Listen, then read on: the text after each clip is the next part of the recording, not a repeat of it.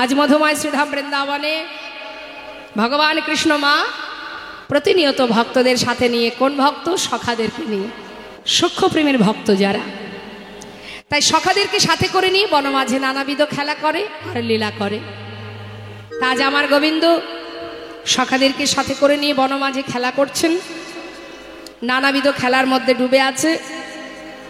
আমরা দেখতে পাচ্ছি ভগবান খেলছে, তাই তো? ভগবান খেলছে কোথায় মা? হরে কৃষ্ণ, আমার সাথে একটু কথা বলুন, তাহলে আমারও ভালো লাগবে, আপনাদেরও ভালো লাগবে।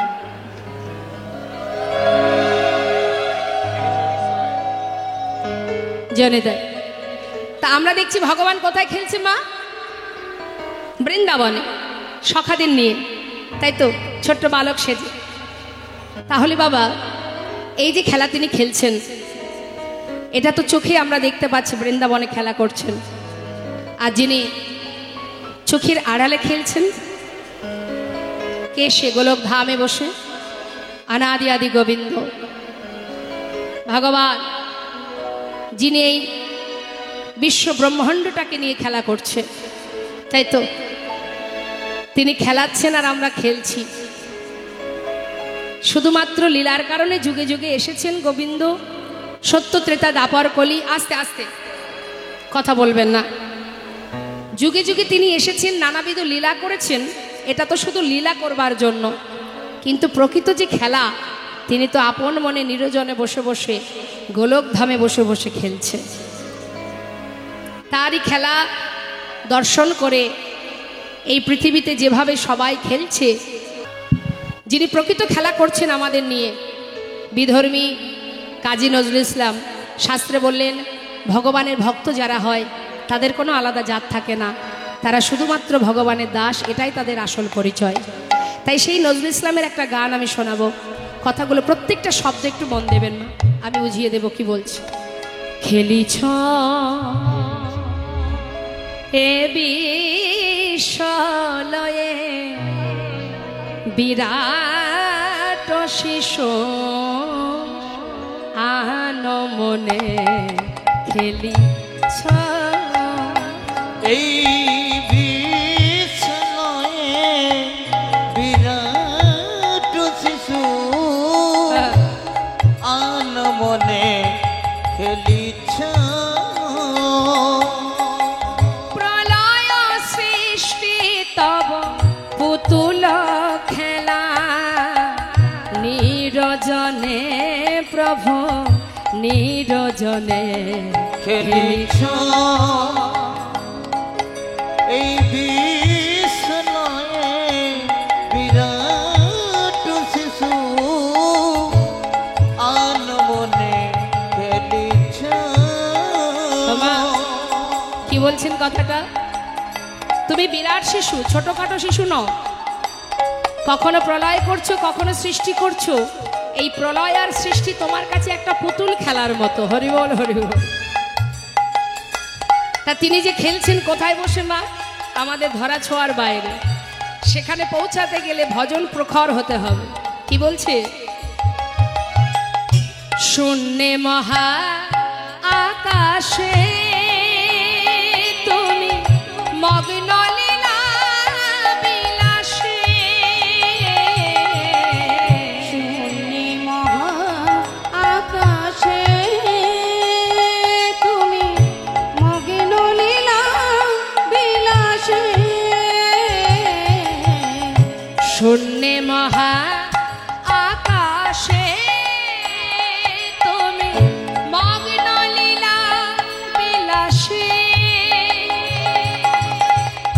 ভাঙিছ গড়িছ নীতি ক্ষণে ক্ষণে, নিরজনে প্রভু নিরজনে খেলিছ। এই বিশ্বলয়ে বিরাট শিশু আন মনে খেলিছ। ভগবান যে খেলছেন, কি নিয়ে খেলছেন? আমরা যেমন খেলা করি, অনেক খেলনা আছে না আমাদের মা?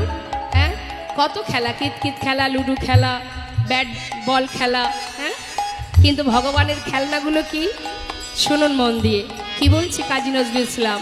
হে প্রভু, হে জগতেরও না, হে জগৎ পিতা, তোমার খেলনা তারকার বিশ্বসে খেলনা তব, হে দাসী পড়িয়া আছে রাঙা পায়ের কাছে, রাশি রাশি তারকা বিশ্বসী খেলনা তব, হে দাসী পড়িয়া আছে রাঙা পায়ের কাছে, রাশি রাশি নিত্য তুমি হে উদাস,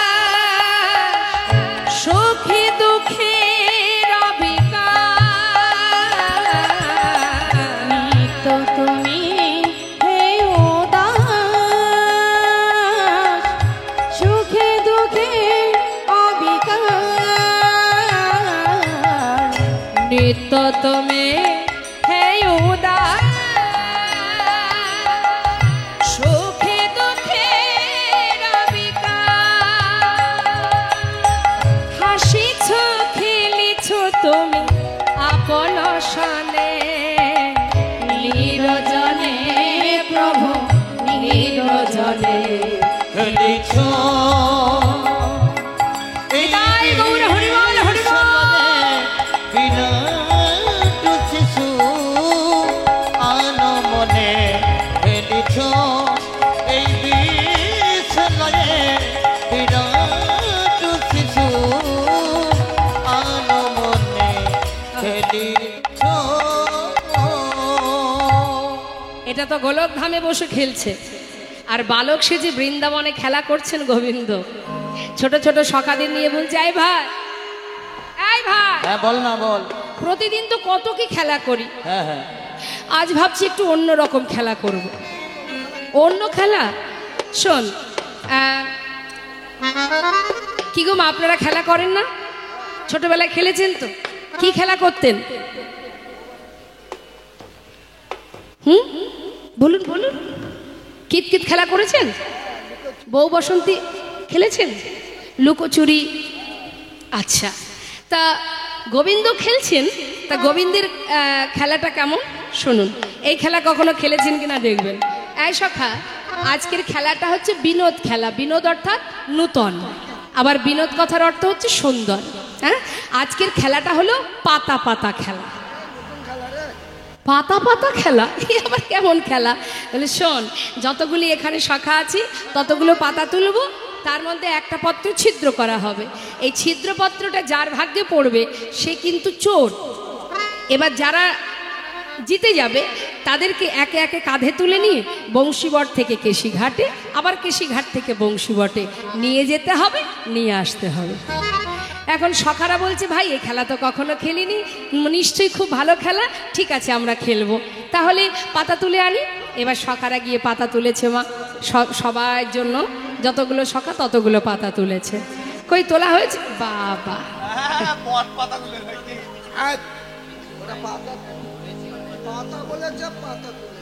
আচ্ছা শোন, এই যে পাতা তোলা হলো, এবার এর মধ্যে একটা পাতা আমি ছিদ্র করব। কেমন? এবার পাতা ছিদ্র করে তার মধ্যে মিশিয়ে নিয়েছে, নিয়ে এবার একে একে ডাকছে, নে সখা নে পাতা নে। বিনোদ খেলা, বিনোদ কই দেখি, দেখা। ভালো কচি পাতা পড়েছে, এ সকা পাতা সরা। হ্যাঁ কচি দেখি, আমার ছোট পাতা কিন্তু ভালো পাতা। বেশ, এই এদিকে আয়, পাতা নিয়ে যা। ক্যামেরা ভাঙবে, ক্যামেরা ভাঙবে, ক্যামেরা।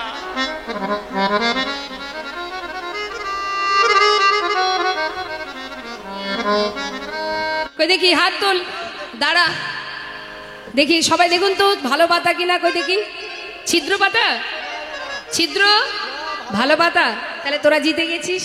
হ্যাঁ, তাহলে সবারই যদি ভালো পাতা পড়বে, ছিদ্রপত্রটা কার? তাই তো, কার ভাগ্যে পড়লো রে?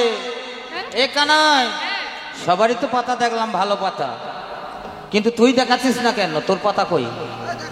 দেখা ভালো করে, ওই তো ঘুরে দেখাচ্ছিস।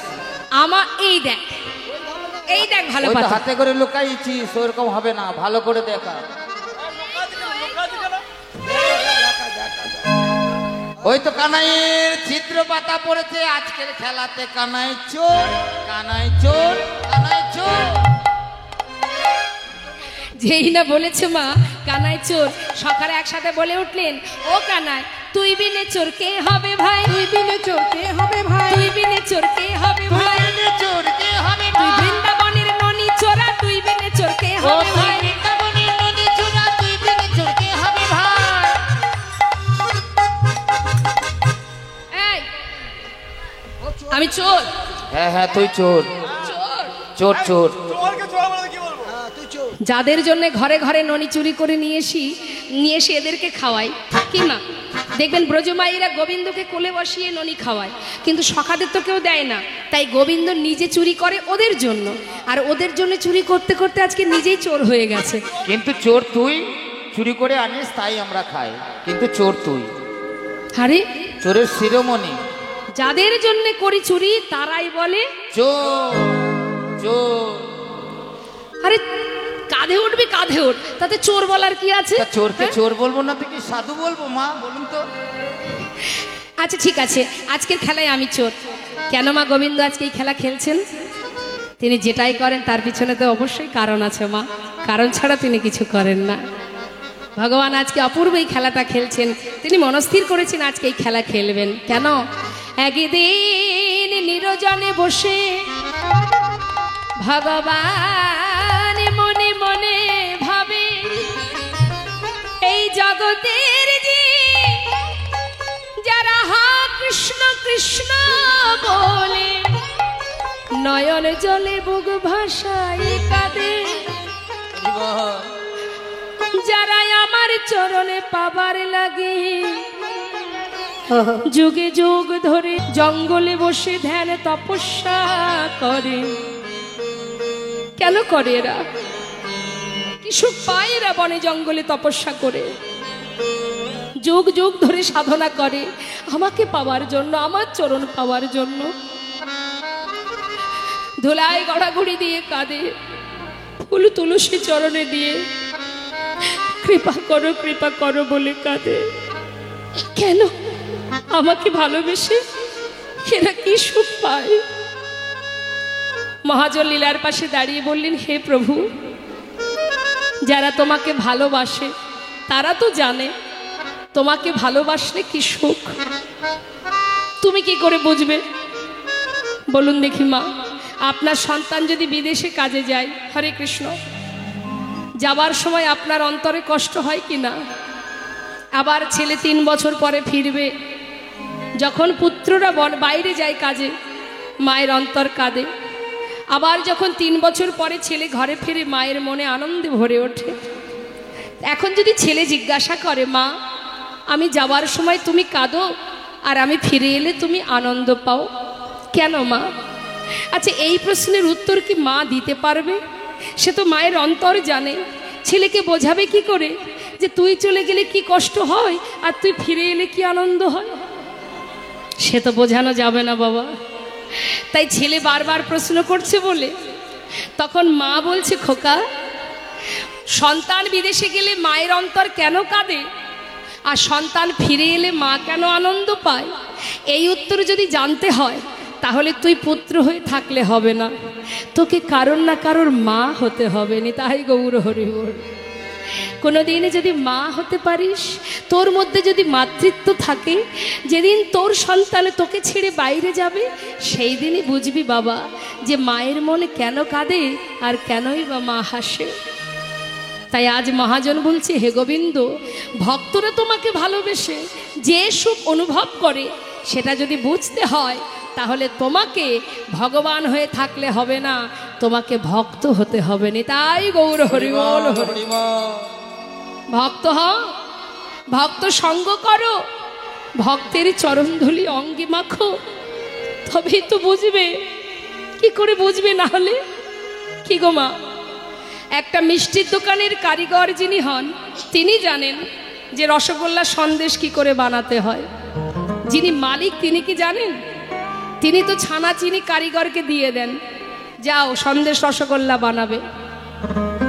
এখন মালিক যদি ভাবে যে কিভাবে সন্দেশ রসগোল্লা তৈরি হয় আমি জানতে চাই, তাহলে তাকে কি আর মালিক থাকলে হবে মা? ওই মালিকের আসন ছেড়ে তাকে কারিগরের আসন গ্রহণ করতে হবে, তবেই বুঝবে কিভাবে তৈরি হয়। নিতাই গৌর হরি বল।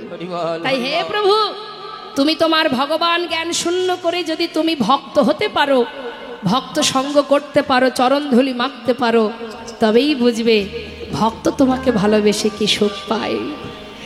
তাই আজ আমার গোবিন্দ ঠিক করেছেন আমি ভক্ত চরণ সেবা করব, চরণ সেবা করে দেখব চরণ সেবায় কি আনন্দ। তাই তো আজকে সুন্দর খেলা, কে বুঝবে তার মহিমা? সখারা সবাই মিলে কাঁধে উঠেছে। এখন কানাই বলছে ধীরে ধীরে ওঠ, একে একে ওঠ, একসাথে কি করে পারবো? তাহলে কে আগে উঠবে? সুদামা, আয় তুই এসে আগে আমার কাঁধে ওঠ। সুদামা কি করেছে? কানার কাঁধে বসেছে। কিভাবে বসেছে জানেন মা? এক কাঁধে, সামনে একটা চরণ, পিছনে একটা চরণ। আবার চুলগুলো ধরে রেখেছে। কেন? কানাই যখন দৌড়াবে আমি তো পড়ে যেতে পারি, তাই মুঠো করে ধরেছে চুলগুলো। আর এদিকে গোবিন্দ আমার ভক্তকে কাঁধে করে নিয়ে যাচ্ছে। কিন্তু মনে মনে ভাবছে গোবিন্দ যে আমি তো ভক্তের চরণ সেবা করব, কিন্তু একটা চরণ পিছনে আছে, সেটাকে না আনলে সামনে আমি যুগল চরণ সেবা করব কি করে? তাই যাচ্ছে বটে, আর মনে মনে ভাবছে কি করে আমি পিছনে চরণটা সামনে আনবো। এবার ছুটতে ছুটতে হঠাৎ সখা মানে সুদামা বলছে, এই কানাই একটু ধীরে ধীরে চল না ভাই। যেই না বলেছে ধীরে ধীরে চল, সঙ্গে সঙ্গে গোবিন্দ সুযোগ পেয়েছে। বলছে হ্যাঁ কাজ কর সুদামা, পিছনে চরণটা আমার সামনে দে, তাহলে কি হবে? তো দুটো চরণ আমি দু হাত দিয়ে চেপে ধরবো, আর তুইও পড়বি না, আমারও কোনো ভয় থাকবে না। বেশ বেশ। সখা সখ্য প্রেম যেই না বলা, একটা চরণ সামনে দিল। ভগবানের বুকের ওপরে ভক্তের যুগল চরণ দুলছে মা। চরণ দুটো বুকের মধ্যে চেপে ধরেছে, দু হাত দিয়ে বুকের মধ্যে চেপে ধরে তার মনের যে স্বপ্ন ছিল ভক্ত চরণ সেবা করবে, সেই স্বপ্ন পূরণ করছে। কাঁধে করে নিয়ে যাচ্ছে। সুদামারে লইয়া কৃষ্ণ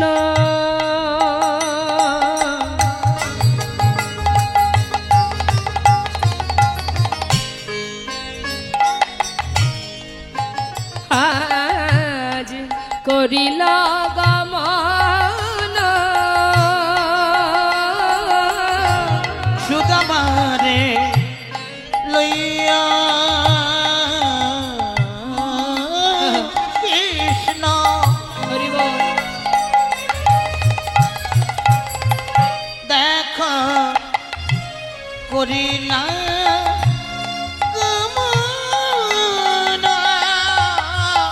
একটা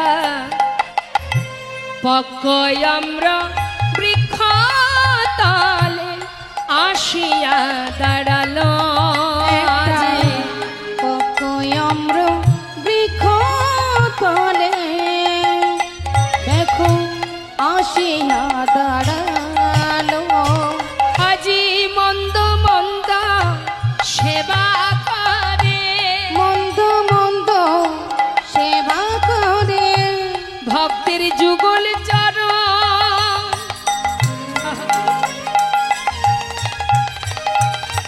হৃদয়ে ধরে মন্দ মন্দ সেবা করে। ভক্তের যুগ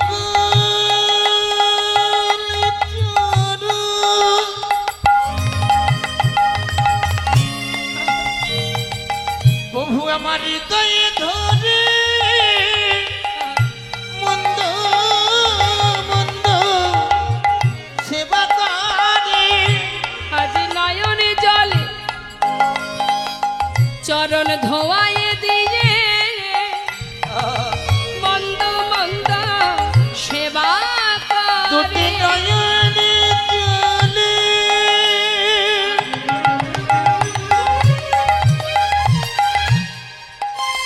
চরণ ধোয়াই দিয়ে মন্দ মন্দ সেবা করে। পক্কয়ম্র বৃক্ষ তলে আসিয়া দাঁড়ালো।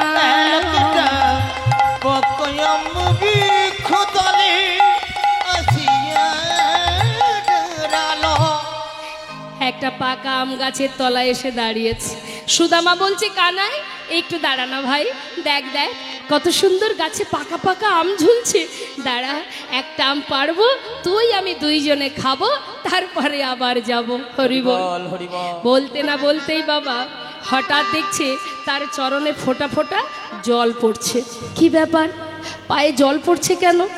আকাশে তো কোনো মেঘ নেই, বৃষ্টিও নেই, তাহলে পায়ে কেন জল? তবে কি ভাই কানাইয়ের কষ্ট হচ্ছে? সে কি কাঁদছে? কানাই, আমার পায়ে জল এলো কি করে রে? কানাই বলছে, তা তো জানি না সুদামা। জানিস না মানে? একটু নামিয়ে দে তো দেখি। নামিয়ে দে বলছে। গোবিন্দ খুব চতুর তো মা, চতুরতা করে বলছে, জানিস সুদামা, এই যে গাছের তলায় আমরা দাঁড়িয়ে আছি না, আমার মনে হয় ওই গাছের পাতা থেকে না জলের ফোঁটা পড়ছে।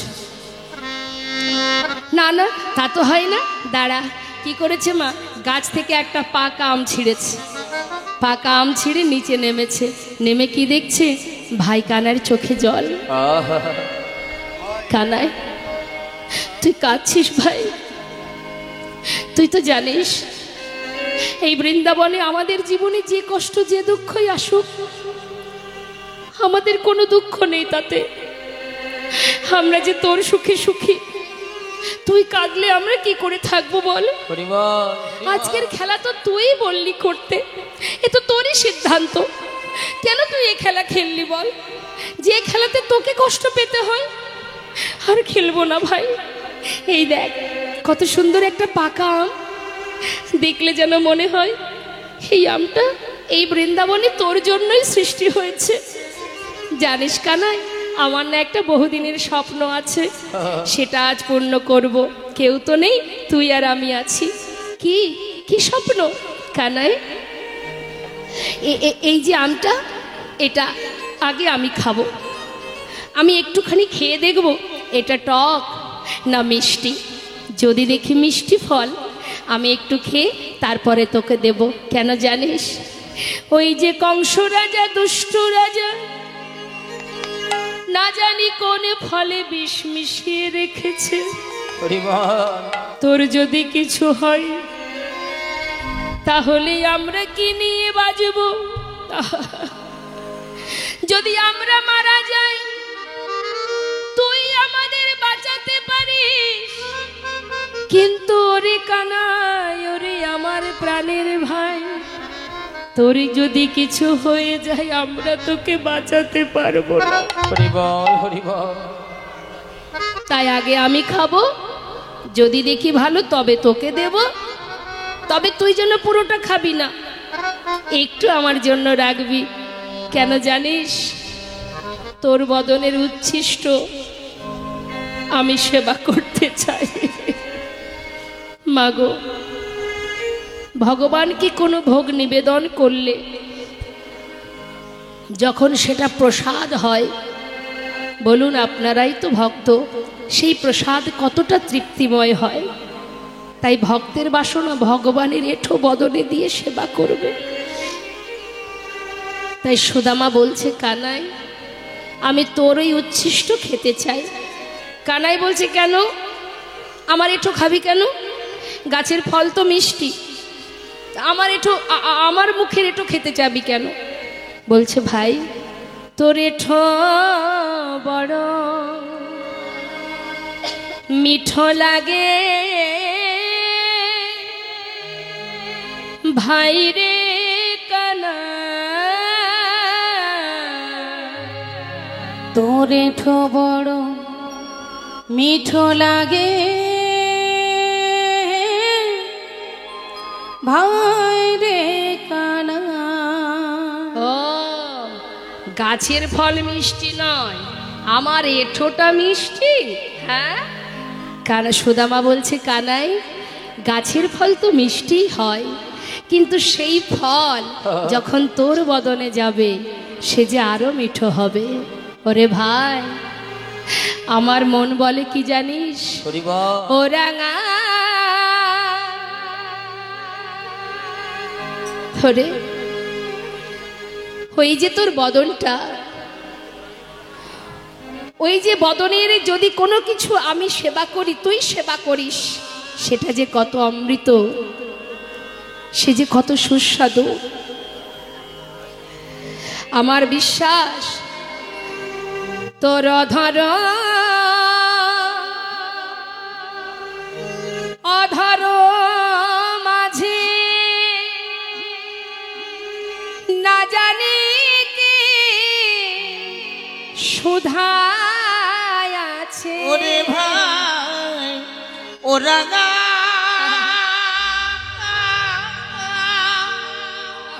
ওই অধর মাঝে আর না জানি কি সুধা আছে। তাই খেতে খেতে আমার মুখ হতে তোকে দিতে হলো ভাই। তোরে তোরে যেন মিঠো লাগে হরি বল। ভাই রে কানা তোরে ঠোবার মিঠু লাগে ভাই রে কানা। মা গোবিন্দ তো কম চতুর নয়, ভক্তকে কিভাবে পরীক্ষা করছে দেখুন। সুদামা তুই 2 বার খাবি আর আমি 1 বার খাবো? আগে খেয়ে আমাকে দিবি, আবার শেষে তোকে দিতে হবে? তা তো হবে না ভাই। আমাকে যদি তোকে দিতেই হয় তাহলে বিনিময়ে তোকে কিছু দিতে হবে। আচ্ছা বল তুই কি নিবি? হ্যাঁ কি চাস বল? দেখ আমার কাছে তো কিছু নেই কানাই। এই যে আমার মা ঘর থেকে আসার সময় আমার সারা গায়ে কত গহনা পরিয়ে দিয়েছে। ভাই দেবার মতো বনে আর কি আছে বলে? এইগুলো তুই নিয়ে নে, সব কিছু নিয়ে নে, কিন্তু তোর উচ্ছিষ্ট আমায় দে ভাই। এই উপহার নাও আমি খাইয়া আমাকে দাও ভাই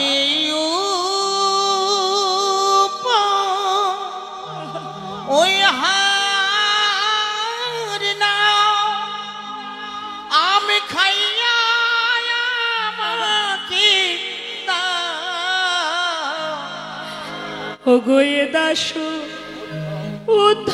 উদ্ধবের বুকে, আহায়ে দাস উদ্ধবের মনে, সে যে কিছু পেতে চায়।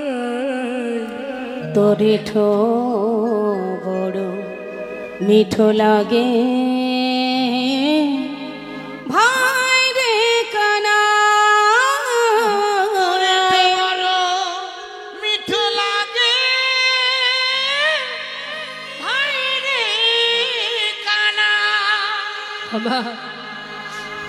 মনের আনন্দে কানাই আর সুদামা দুজনে অম্র সেবা হলো। তারপর আবার কানাইকে নিয়ে ফিরে এলো। আর খেলবো না ভাই, যে খেলায় তোকে কাঁদতে হয়, চল। সঙ্গে করে নিল। কত আনন্দ বৃন্দাবনে, প্রতিদিন সখাদের নিয়ে নানাবিধ লীলা নানাবিধ খেলা করে। কিন্তু হঠাৎ হলো কি মা, গোটা বৃন্দাবন অন্ধকারে ছেয়ে গেল। কেন? কংস মহারাজ অক্রূরকে পাঠিয়ে দিল রথ দিয়ে। কেন? কানাই বলাইকে ধরে নিয়ে যাওয়ার জন্য।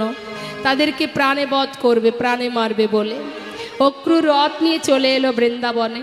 আসা মাত্রই 2 জনকে তুলে নিয়ে চলে গেল। যেই না 2 ভাইকে নিয়ে চলে গেল, গোটা বৃন্দাবন কানাই বলাই হারা হয়ে সমস্ত খেলা, সমস্ত লীলা, সমস্ত সুখ সর্বস্ব অন্ধকারে ছেয়ে গেল। এদিকে সুদামার অবস্থা কি? সে যে নিজের প্রাণের থেকে কানাইকে বেশি ভালোবাসে। আজ যখন কানাই চলে গেল বৃন্দাবন ছেড়ে, এই সুদামা পথে পথে কানাই কানাই কানাই বলে যখন ঘুরতে শুরু করে, পাগলের মতো ঘোরে, তখন তার পিতা মটকমণি তিনি পড়েছে চিন্তায়। ছেলে কি আমার কানাইয়ের জন্য পাগল হয়ে যাবে? কি করি এখন আমি? কোথায় আছে কানাই? তার সন্ধান যদি পেতাম আমি সেখানে তাকে ছেলেকে রেখে আসতাম।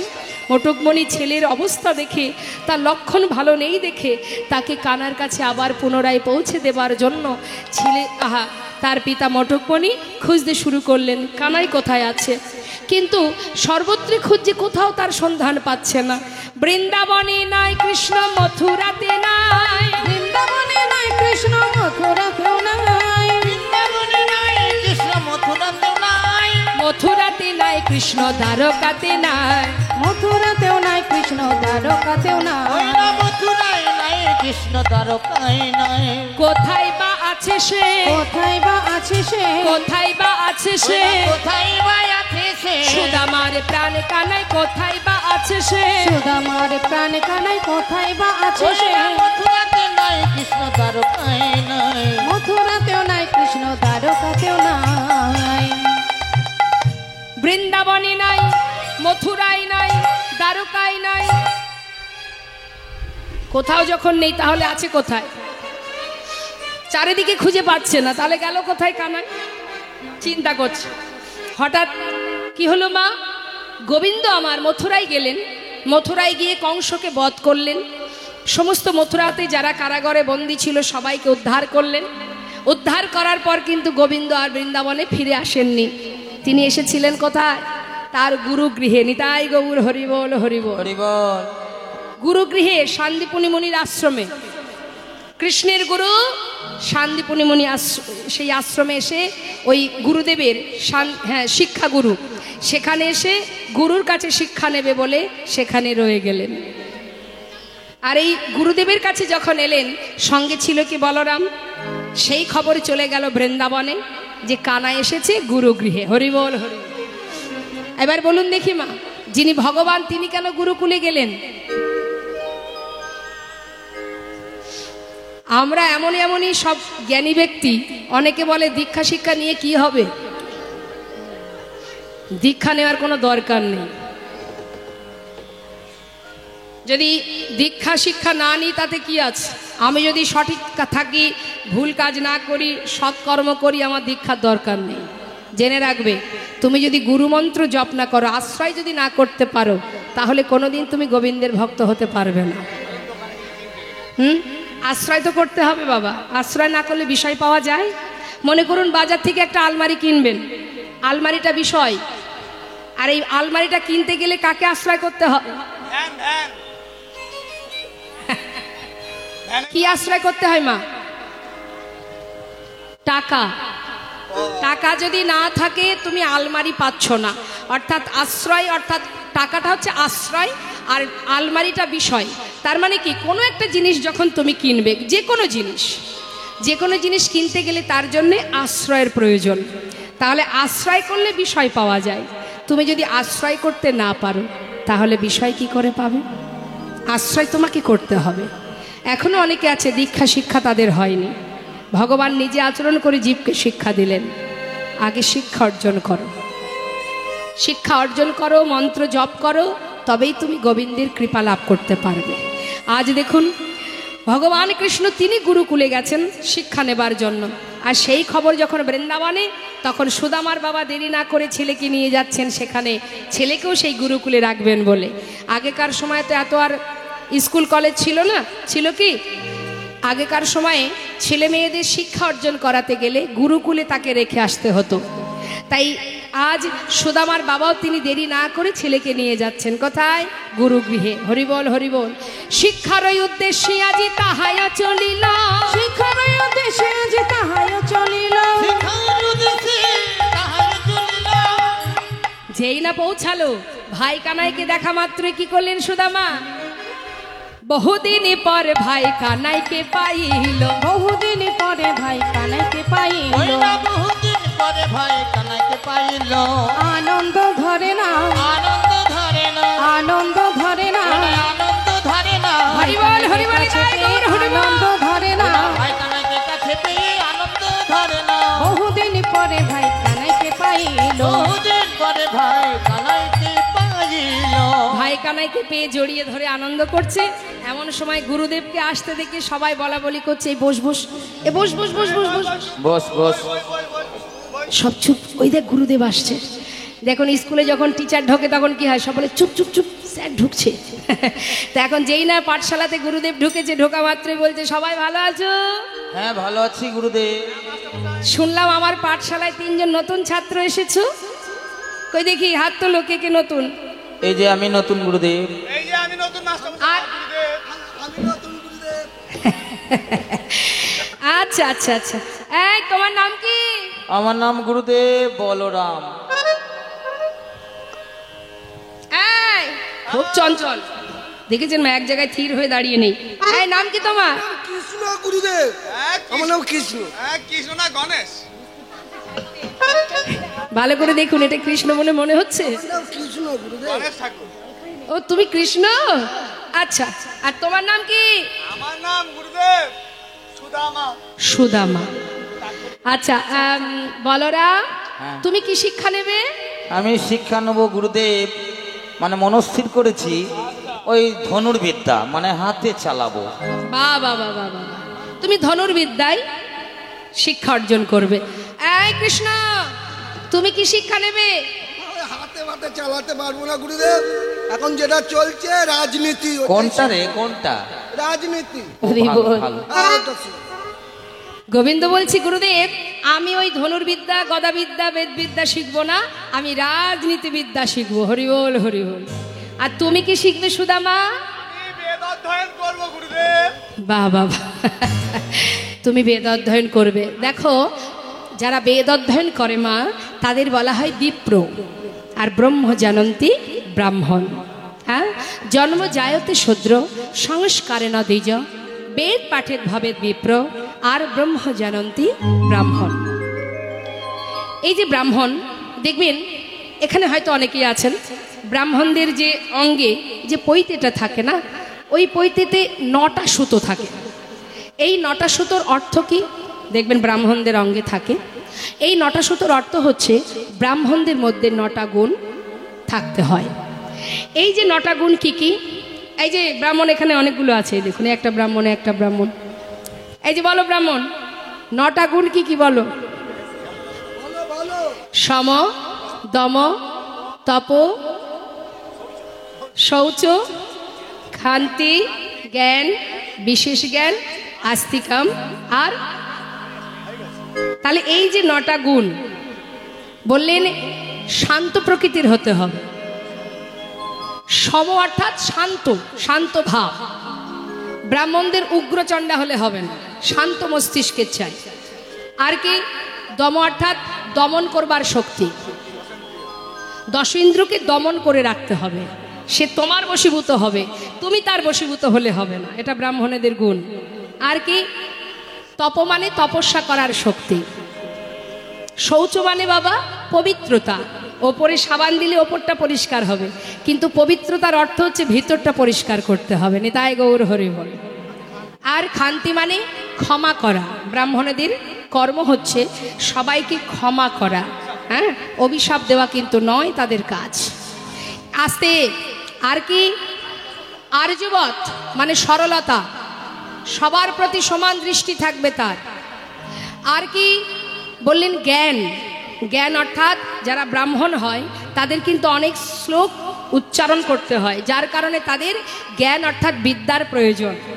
আর যখনই তুমি বিদ্যা অর্জন করবে, যে জ্ঞান অর্জন করবে, তখন তোমার বিশেষ জ্ঞানের অধিকারী হতে পারবে। আর আরেকটি লাস্টেরটা কি আছে?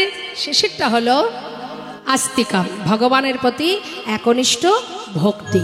তাই গৌর হরি বল হরি বল। তাহলে এতগুলো গুণ ব্রাহ্মণদের মধ্যে থাকতে হবে, তবেই সে ব্রাহ্মণ। হ্যাঁ, তাই আজ এই যে বেদ অধ্যয়ন করছে সুদামা, 4টে বেদ। 4টে বেদ কি কি মা? ঋক, সাম, যজু, অথর্ব। এর আবার 2টো ভাগ আছে, কর্মকাণ্ড, জ্ঞানকাণ্ড। কর্মকাণ্ড অর্থাৎ যেটা দেখবেন যজ্ঞ করার সময় আমরা যে অধ্যয়ন করি, যে মন্ত্র পাঠ করি, সেটাকে বলে কর্মকাণ্ড। আর জ্ঞানকাণ্ড যেটা পরমেশ্বর ভগবান লাভ করার জন্য যে অধ্যয়ন করা হয়, সেগুলোকে বলা হয় জ্ঞানকাণ্ড। তা সুন্দরভাবে গুরুদেব সবাইকে শিক্ষা দিচ্ছে, ছোট ছোট শিশুদের ভগবানকে শিক্ষা অর্জন করতে করতে হঠাৎ এক সময় গুরুমা তাদেরকে ডাকলেন, সুদামা, এই সুদামা, সুদামা কিন্তু একটু শান্ত প্রকৃতির মা। সুদামা বেদ অধ্যয়ন করেন তো, গুরুদেব বলেছে সুদামা যে শিক্ষা তুমি অর্জন করছো এর প্রথম কাজ হলো তুমি কখনো বদনে মিথ্যা কথা বলতে পারবে না। হ্যাঁ, এই যে ব্রহ্মত্ব জ্ঞান অর্জন করছো, এই যে বেদ অধ্যয়ন করছো, বেদ পাঠ করছো, তোমার বাক্য ব্রহ্ম, অর্থাৎ এই বদনে কখনো মিথ্যা বলবে না। হ্যাঁ, মিথ্যার প্রতি কোনো আপোষ হবে না। কেমন? তা এখন সুদামা এত শান্ত প্রকৃতির ছেলে, গুরুমা তাকে খুব ভালোবাসে। তা সুদামাকে বলছে, সুদামা যাও বন থেকে কিছু কাঠ কুড়িয়ে নিয়ে এসো। শুধু শিক্ষা নিলে হবে? যাও কিছু কাঠ কুড়িয়ে আনো। হরিবল হরিবল। এখন যেই না পাঠাচ্ছে এমন সময় কানাইকে বলছে, কানাই সুদামা কেন একা যাবে, তুইও সঙ্গে যা। সুদামার আঁচলে কিছু ভিজে ছোলা দিয়েছে আর বলেছে যদি খিদে পাই তবে কানাইকে দিয়ে সমান সমান ভাগ করে খাবি, কেমন? যা। এই বলে দুইজনকে পাঠিয়েছে। সুদামার আনন্দ ধরছে না। কেন? কাছে যে কানাই আছে, মনের আনন্দে যাচ্ছে। কৃষ্ণ আর সুদামারে পাঠাইল বনে, কৃষ্ণ আর সুদামারে পাঠাইল বনে, কৃষ্ণ আর সুদামারে পাঠাইল বনে। কাটা নিতে চলে তারাই আনন্দিত মন, কাটা নিতে চলে তারা আনন্দিত মনে, কাটা নিতে চলে তারাই আনন্দিত মন, কাটা নিতে চলে তারা আনন্দিত মন। আনন্দ ধরে না, আনন্দ ধরে না, আনন্দ ধরে না, আনন্দ ধরে না। হরিবল হরিবল নাই গৌর হরিবল। কৃষ্ণ আর সুদামারে আনন্দ ধরে না, কাটা নিতে চলে তারা আনন্দিত মনে। কাটা নিতে চলে তারা আনন্দিত মনে। যেই না বনে পৌঁছালো, কাঠ কুড়াতে কুড়াতে কি হলো, হেন কালে হইল তাহার ঝড় ভয়ঙ্কর, ঝড়ে ভয়ঙ্কর, চারিদিকে ভরিল ঘন অন্ধকার, চারিদিকে ভরিল ঘন অন্ধকার। দেখতে দেখতে কি হলো মা, গোটা বনের মধ্যে অন্ধকার হয়ে গেল। আর কানায় সুদামা কেউ কাউকে কাছে পাচ্ছে না, কে কোথায় হারিয়ে গেছে। চিৎকার করে ডাকছে, সুদামা কানা সুদামা কানা সুদামা। কানা। ছুটতে ছুটতে একে অপরকে জঙ্গলের মধ্যে খুঁজতে খুঁজতে যেই না কানাইকে দেখেছে, এমন সময় উপরে তাকিয়ে দেখছে যে একটা ডাল কানাইয়ের কাঁধে এসে পড়বে। ছুটে গিয়ে সুদামা কানাইকে জড়িয়ে ধরে, যেই না জড়িয়ে ধরেছে আর সেই ডাল ভেঙে পড়েছে সুদামার পিঠে। কানাইকে বাঁচিয়ে তুলেছে সুদামা। কানাই বলছে, বন্ধু এত বড় গাছের ডাল ভেঙে পড়লো, হরিবল হরিবল। আর সকল কষ্টটা তুই একাই ভোগ করলি। এত ভালোবাসিস তুই আমায়। সুদামা বলছে, কানাই রে তুই বুঝবি না আমি তোকে কত ভালোবাসি। যত সময় আমার দেহে প্রাণ আছে তোর অঙ্গে এতটুকু আঁচল লাগতে দেব না ভাই। প্রচন্ড ঝড় বৃষ্টি তো মা, অনেক সময় ধরে বৃষ্টি হচ্ছে বলে তারা দুই ভাই একটা গাছে উঠে বসেছে। এখন যে গাছে বসে আছে, একজন বসেছে নিচের ডালে আর একজন বসেছে উপরে। উপরে বসেছে সুদামা। একভাবে বৃষ্টি হয়ে যাচ্ছে, তাই কি করেছে, অপেক্ষা করতে করতে হঠাৎ মনে পড়ে গেল যে মা যে আমাদের ছোলা পাঠিয়েছিল, একটু না হয় ছোলাই খাই। এই ভেবে যেই না আঁচল থেকে খুলে মুখে দিতে যাবে, হঠাৎ ভাবছে মা যে বলেছিল ভাইকে দিয়ে খেতে, কিন্তু কানাই তো নিচের ডালে, ওকে দেবো কি করে। এক কাজ করি, এখন আমি খাই আর ওর জন্য রেখে দেব, নিচে নেমে ওকে দিয়ে দেব। এই ভেবে মা একটা একটা করে মুখে দিচ্ছে, আর এদিকে বৃষ্টিতে ভিজে গেছে সারা শরীর, ঠক ঠক করে কাঁপছে। আর যখন একটা একটা করে মুখে দিচ্ছে তার মধ্যে দুটো একটা করে নিচে পড়ে যাচ্ছে। আর যখন পড়ছে, কিভাবে পড়ছে, কানাই যে ডালে বসে আছে তার চোখের সামনে দিয়ে ছোলাগুলো পড়ছে নিচে। কানাই মনে মনে ভাবছে কি ব্যাপার, সুদামে কি তাহলে ছোলা খাচ্ছে? মা যে বলেছিল আমায় দিয়ে খেতে, ও তো আমায় দিল না, একা একা খাচ্ছে। কিছুক্ষণ পর গোবিন্দ তো খুব চতুর মা, বলছে, হ্যাঁ রে এই সুদামা বন্ধু, হ্যাঁ বল, আমার না প্রচণ্ড খিদে পেয়েছে, তোর কাছে মা যে ছোলা দিয়েছিল আছে, দে না। সুদামা বলছে দাঁড়া দাঁড়া দিচ্ছি। হঠাৎ তাকিয়ে দেখছে কি মা, একটা ছোলাও আর নেই। কি সর্বনাশ! এখন উপায়, ওকে বলবোটা কি? আমি তো একটা দুটো হলেও খেলাম, ওকে তো দিতে পারলাম না। এখন কি করি, আমি কি বলবো? চিন্তা করছে না না, ওকে যদি বলি আমি খেয়েছি, ওকে দিতে পারিনি, পড়ে গেছে, ও কষ্ট পাবে। হঠাৎ সুদামা চতুরতা করে বলে উঠলেন, জানিস কানাই, ওই যে বনে যখন কাঠ কোড়াচ্ছিলাম না, নিশ্চয়ই গাছের ডালে আমার এই আঁচলটা বেঁধে গিয়ে সব ছোলা পড়ে গেছে, একটা ছোলাও আমার আঁচলে নেই। যেই না বলেছে সুদামা, গোবিন্দ চিন্তা করছে, তাহলে সুদামা তুই নিজে বসে বসে ছোলা খাচ্ছিস আর আমায় তুই মিথ্যা বলছিস? বেশ, তবে তুইও জেনে রাখ, এই যে তুই মিথ্যা বললি, এর সাজা কি হতে পারে তুই জানিস না। হরি বল, হরি বল। ভগবান কি করলেন, কোনো কথা না বলে সুদামাকে বললেন, সুদামা বেশ, কি আর করা যাবে ভাই। এবার বৃষ্টি বন্ধ হওয়ার পর বন থেকে কাঠ কুড়িয়ে ঘরে ফিরে এলো বাবা। ঠিক তার পরের দিন গোবিন্দ ডাকছে, এই বন্ধু এদিকে আয়। কাছে ডেকে নিয়ে বলছে, সুদামা তুই তো আমাকে অনেক ভালোবাসিস। আচ্ছা ভাই, কতটা ভালোবাসিস? সুদামা বলছে, অনেক, আমার প্রাণের থেকে বেশি ভালোবাসি। আচ্ছা, আমি যদি তোর কাছে কিছু চাই আমাকে দিবি? কেন দেব না, তুই বল কি চাস। আমার প্রাণ চাইবি? তবে তোকে প্রাণটাও দিয়ে দেব। না না, প্রাণ দিতে হবে না। শোন, ওই দেখ রন্ধনশালায় আমার গুরুমা নাড়ু তৈরি করে রেখেছে। তুই তো জানিস আমি একটু নাড়ু খেতে ভালোবাসি। জানা ভাই, আমার জন্য দুটো নাড়ু নিয়ে আয়। সুদামা বলছে, এই কথা? আচ্ছা ঠিক আছে, তুই বস, আমি গুরুমাকে গিয়ে বলবো, গুরুমা আমাকে যেই দেবে তোকে দিয়ে দেব।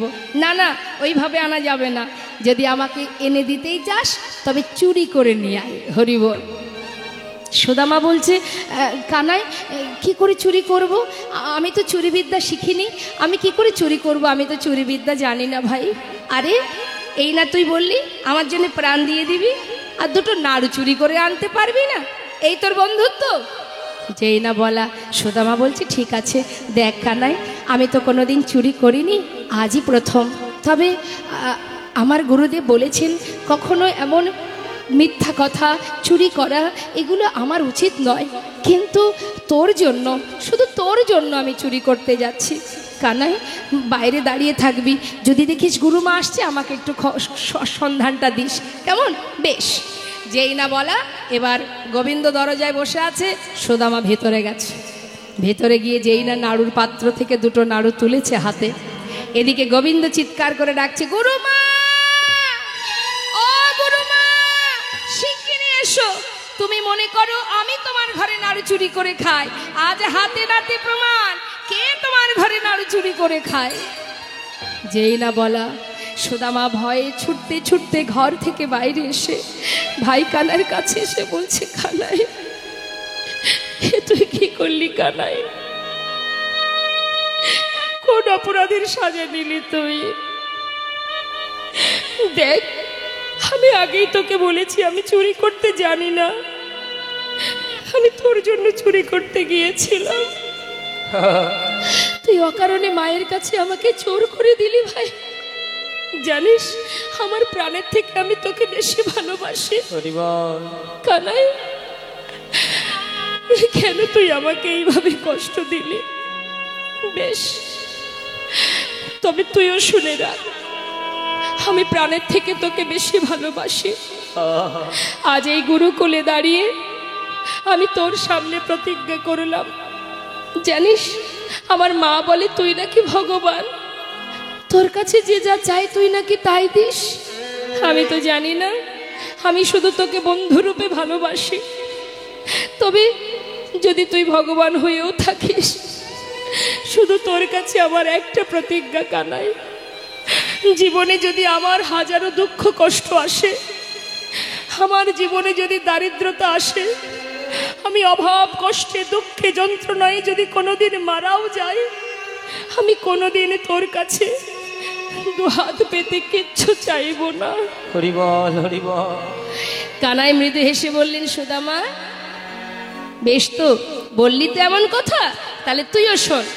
তুই যদি আমার কাছে কিছু না চাস, আমিও প্রতিজ্ঞা করলাম যতদিন তুই না চাইবি ততদিন আমিও তোকে দেব না। তাই গৌর হরি বল, হরি বল, হরি বল। ভক্ত ভগবানের মধ্যে প্রতিজ্ঞা হলো মা। কিছুদিন পর গুরুদেব বললেন, তোমাদের শিক্ষা সম্পূর্ণ, তোমরা এবার ঘরে ফিরে যাও। সবাই পরিপূর্ণ শিক্ষা অর্জন করে যে যার ঘরে গেল, কিন্তু গোবিন্দ চলে গেলেন দ্বারকায়। নেতাই গৌর হরি বল। সুদামা চলে গেল আপন ঘরে। তার পিতার আনন্দ ধরে না। কেন না, আমার ছেলে মস্ত বড় বিপ্র, মস্ত বড় পণ্ডিত, শাস্ত্র অধ্যয়ন করেছে, আমার ছেলে পণ্ডিত। গ্রামবাসী সবাই আনন্দে, সবাই খুশি। কেন? সত্যি সুদামা মস্ত বড় পণ্ডিত, আমাদের গ্রামের গর্ব, আমাদের গ্রামের অহংকার সুদামা।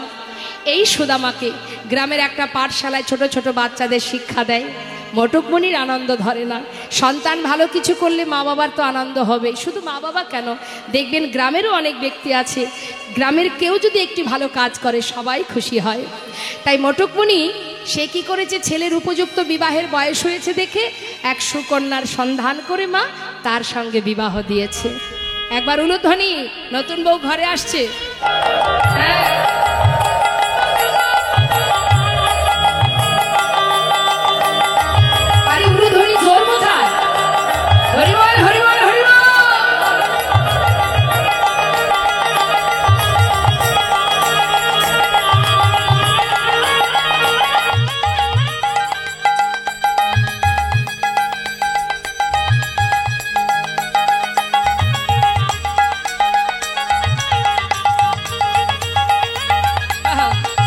উলুধ্বনি, উলুধ্বনি।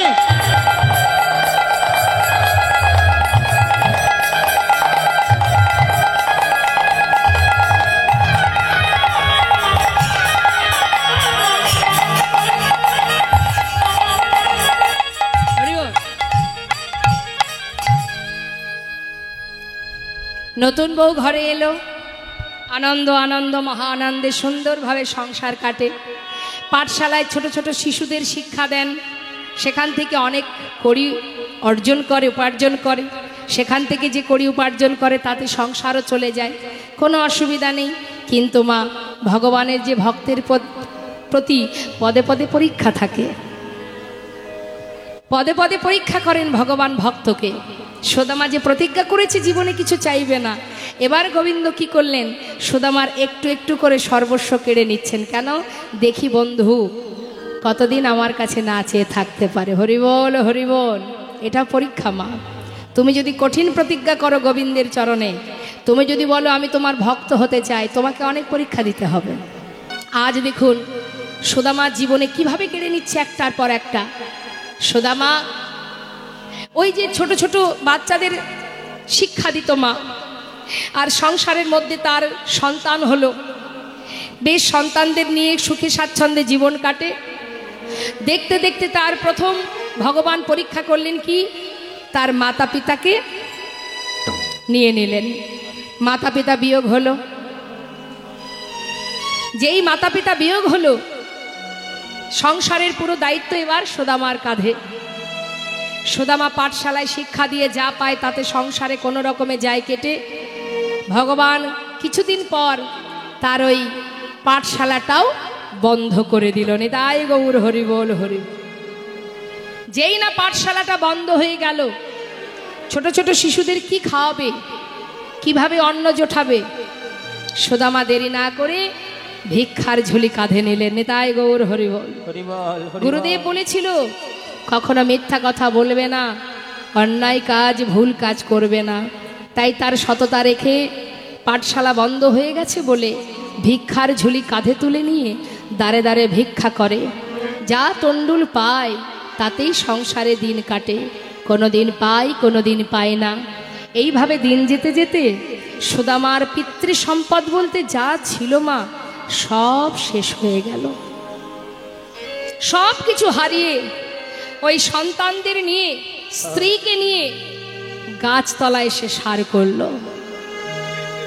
এত কষ্টের পরেও আপনি কি ভগবানকে আর ডাকবেন? যে ভক্ত হবে সে ডাকবে। সুদামার নিঃশ্বাসে প্রশ্বাসে কৃষ্ণ কৃষ্ণ কৃষ্ণ। কৃষ্ণ। বদনে কৃষ্ণ নাম, আমি হরি চরণ হরি বল, হরি বল। সারি করেছি, তাই হরি হরি বলবো ভাই। আমি হরি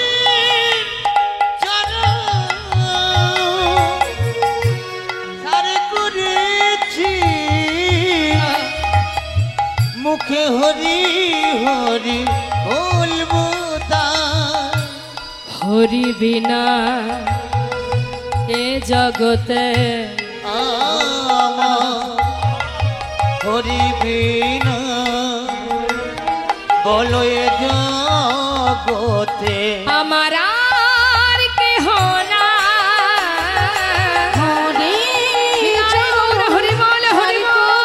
করেছি, হরি হরি বলবো তাই। হরি চরণ সারে করেছি, হরি হরি বলবো তাই।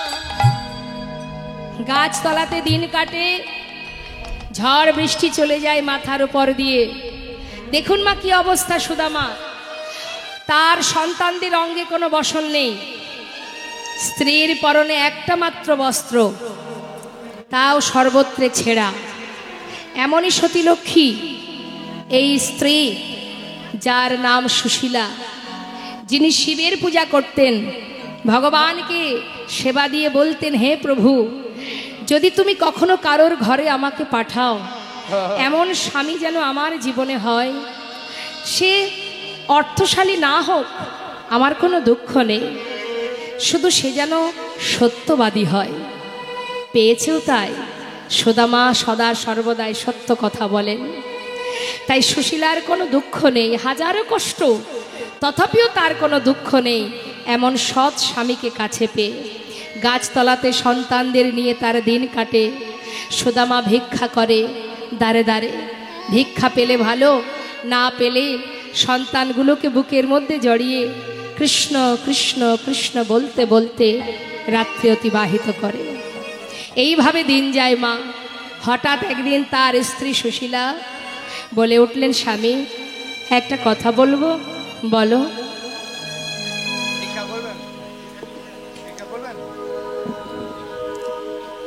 স্বামী, শুনেছি তোমার বন্ধু সে নাকি দ্বারকার রাজা, আবার এও জানি সে নাকি ভগবান।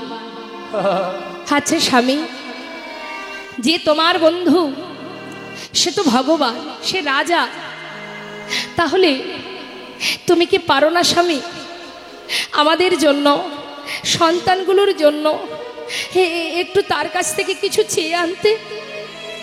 সুদামা বলছে, সুশীলা যা বলেছো বলেছো, আর বলো না। কেন জানো, আমি আমার বন্ধুর কাছে প্রতিজ্ঞা করেছি, ওর কাছে কোনোদিন আমি হাত পেতে কিছু চাইবো না। আর আজ বিপদে পড়েছি বলে বন্ধুর কাছে হাত পাতবো? যে বন্ধুর জন্য আমি কিছু করতে পারলাম না, আমি তার কাছে হাত পাতবো কি করে?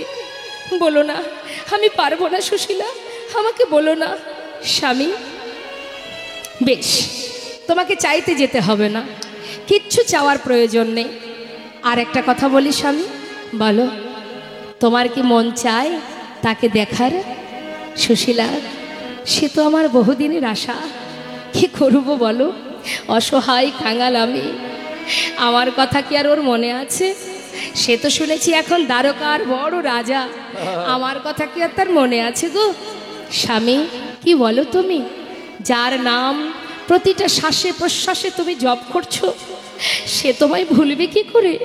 স্বামী, আমার বিশ্বাস, একবার তুমি তার কাছে গিয়ে দেখো, আমার মন বলছে সে তোমায় চিনতে পারবে।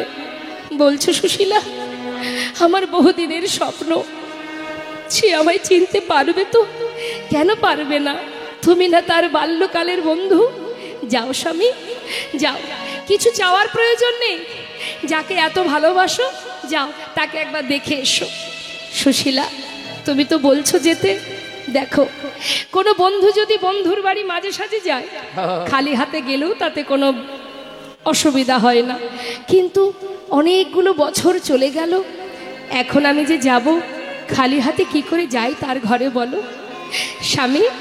আচ্ছা ঠিক আছে, তোমাকে খালি হাতে যেতে হবে না, আমি দেখছি। পারবে? পারবে সুশীলা? যদি কিছু এনে দিতে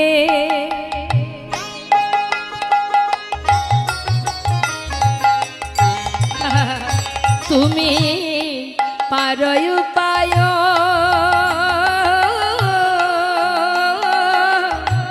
যদি কিছু এনে দিতে তুমি পারো পায়, তবে সে করিতে পারি দ্বারকায় গমন। তবে সে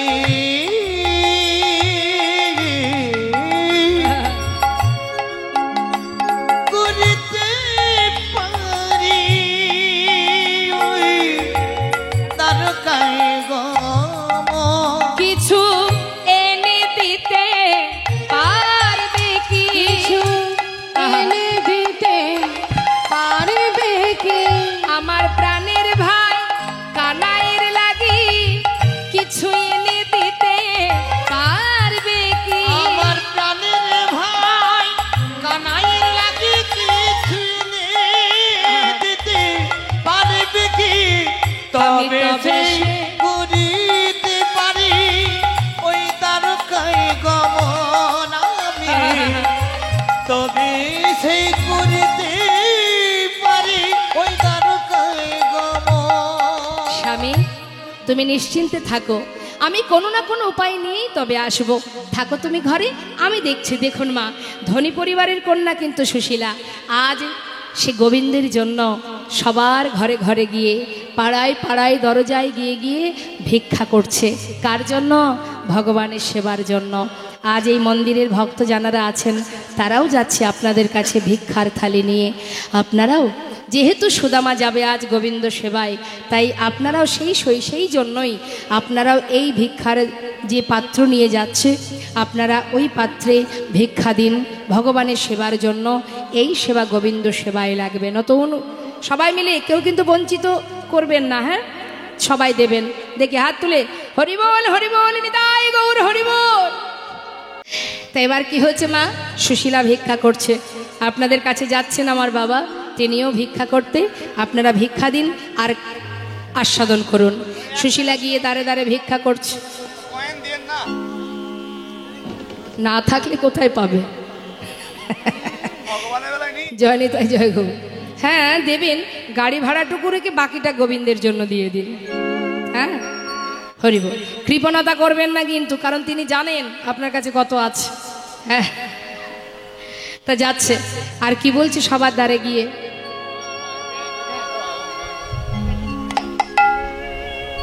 আমায় ভিক্ষা দাও গো নাগরবাসী, ভিক্ষা দাও তোমরা ভিক্ষা দাও গো নগরবাসী, ভিক্ষা দাও আমায়। তোমরা ভিক্ষা দাও গো নাগরবাসী, ভিক্ষা দাও আমায়। তোমরা ভিক্ষা দাও গো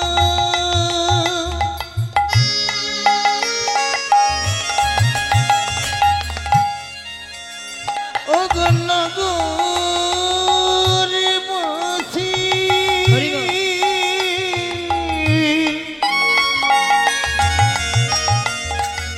ভিক্ষা দাও আমায়। বাবা সবাই কি ভিক্ষা দেয়? দেখবেন অনেকে ভিক্ষা দেয় না, ভিখারি এলেই দরজা বন্ধ করে দেয়। তা যেই না সুশীলা গিয়ে ভিক্ষা চেয়েছে, তখন এক বাড়ির লোক দরজা বন্ধ করে বলছে, কোথা থেকে সব নিত্য নতুন ভিখারি যে উদয় হয়, এ আবার কোথা থেকে এলো রে বাবা, একে তো আগে কখনো দেখিনি। হ্যাঁ এই নতুন নতুন ভিখারির জ্বালায় কি গ্রাম ছেড়ে চলে যাব? এই যে যাও যাও যাও, অন্য বাড়ি যাও, এ বাড়ি ভিক্ষা হবে না, তাড়িয়ে দিল। আবার পাশের বাড়ি গেছে মা, আমায় ভিক্ষা দাও গো নগরবাসী, তোমরা ভিক্ষা দাও আমার, তোমরা ভিক্ষা দাও গো নগরবাসী, ভিক্ষা দাও আমায়। সে আবার বলছে, এদিকে এদিকে, এই বউটাকে মনে হচ্ছে কোথায় দেখেছি দেখেছি মনে হচ্ছে। হ্যাঁ, ভালো করে এটা সুদা মারবো, সুদা মারবো, ও দেখতে সুন্দর, ওই জন্য পাঠিয়েছে। আচ্ছা, মানে নিজে ভিক্ষা করে পায় না বলে আজকে বউটাকে নামিয়ে দিয়েছে পথে। এই যে যার স্বামী সত্যবাদী, সে কেন দাঁড়ে দাঁড়ে ভিক্ষা করে খাবে? হ্যাঁ, আমরা অনেক কষ্ট করি, রোজগার করি, পরিশ্রম করি, তবে আমাদের খাওয়া জোটে। হ্যাঁ, আর তোমরা ভিক্ষা করে করে খাবে? যাও যাও, কর্ম করে খাও, ভিক্ষা হবে না, অন্য বাড়ি যাও। নিতাই গৌর হরি বল হরি বল। যেই না বলেছে মা, তখন সুশীলা বললে, দেখো ঠিকই বলেছ, আমার স্বামী সত্যবাদী, সে যেমন মিথ্যা বলে না, আমি তার সহধর্মিণী, আমিও তোমায় মিথ্যা বলবো না। জানো আজ আমি কেন ভিক্ষায় এসেছি? শুনে নাও। আজি তোমাদের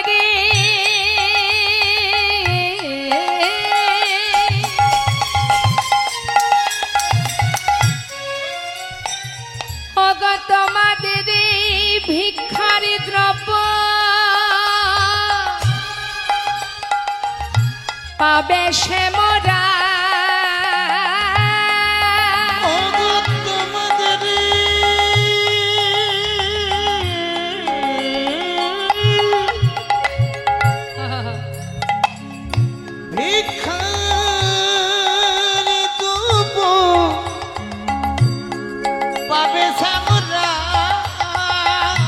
ভিক্ষা দাও আমার, নগরবাসী, ভিক্ষা দাও আমায়। তোমরা ভিক্ষা দাও আমায়, একবার ভিক্ষা দাও আমায়। দেখবেন মা, একই গ্রামের মধ্যে বিভিন্ন রকমের মানুষ বাস করে, কেউ ভিক্ষা দেয়, কেউ দেয় না। হ্যাঁ, তো যেই না শুনেছে যে গোবিন্দ সেবায় লাগবে, এই কথা শুনে যারা গোবিন্দকে ভালোবাসে, কৃষ্ণ ভক্ত যারা, তারা কি করেছে, ঘর থেকে শুকনো চিড়ে তার আঁচলে ভিক্ষা স্বরূপ দিয়ে গেছে। কয়েক বাড়ি থেকে শুকনো চিড়ে ভিক্ষা করে এবার সেই চিড়েগুলো মনের আনন্দে ঘরে নিয়ে গিয়ে এবার গোবিন্দ সেবার জন্য সেই চিড়েগুলোর একটা পুটুলি বেঁধেছে। এবার নিজের পরনে যে বসনটা আছে, সেই বসনের কিছুটা অংশ ছিঁড়েছে মা, আর কোথায় পাবে বস্ত্র, তাই সেই বসনের কিছুটা অংশ ছিঁড়ে একটা সুন্দর পুটুলি বেঁধে স্বামীর হাতে দিয়ে বলছে, স্বামী আজকের যে ভিক্ষা আমি করেছি, এই ভিক্ষার একটা দানাও তুমিও খাবে না, আমিও নয়, আমার সন্তানদেরও দেব না। যার জন্য ভিক্ষা করা, আজকের এই দান, আজকের এই ভিক্ষা তুমি তার জন্য নিয়ে যাও। যাও স্বামী। সুদামার আনন্দ ধরছে না মা, বন্ধুর জন্য কিছু না কিছু তো পেয়েছে, সেটুকু বুকের মধ্যে করে নিয়ে সুশীলা সন্তানদের কাছ থেকে বিদায় নিয়ে এবার চললেন দ্বারকার দিকে। পথের পরে পথ হেঁটে চলেছে মা, পথ চেনে না, কাউকে জানে না, ডেকে ডেকে সকলকে ডেকে জিজ্ঞাসা করে করে যাচ্ছে। পথে যাচ্ছে আর ডাকছে কানাইকে, কানাই রে, বড় আশা করে যাচ্ছি ভাই, একটি বার তুই দেখা দিস। ও কানা, একবার আমায় দেখা দে কানাই, দেখা দে রে, একবার দেখা দে রে ভাই কানাইয়া, দেখা দে আমার, একবার দেখা দে রে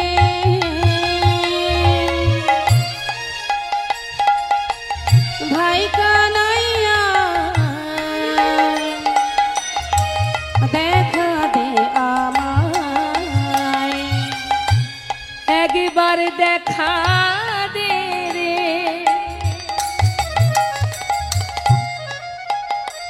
দেখা দে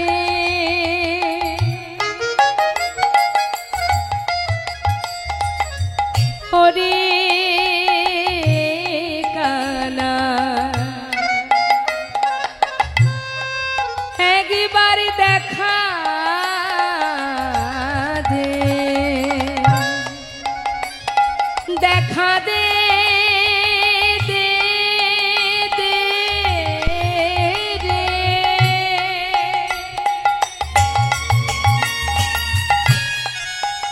ওরে কানাই রে, ওরে আমার প্রাণের ভাই, একবার দেখা দে, দেখা দে, দেখা দে কানাই,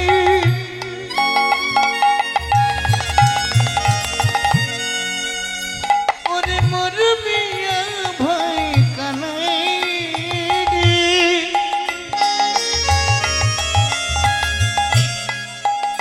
ওরে আমার প্রাণের ভাই, একবার দেখা দে রে, একবার দেখা দে রে ভাই কানাইয়া, দেখা দে আমায়।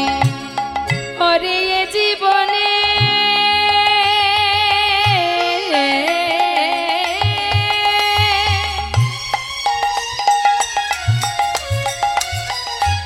কতদিন দেখিনি তোমার, আরে জীবনে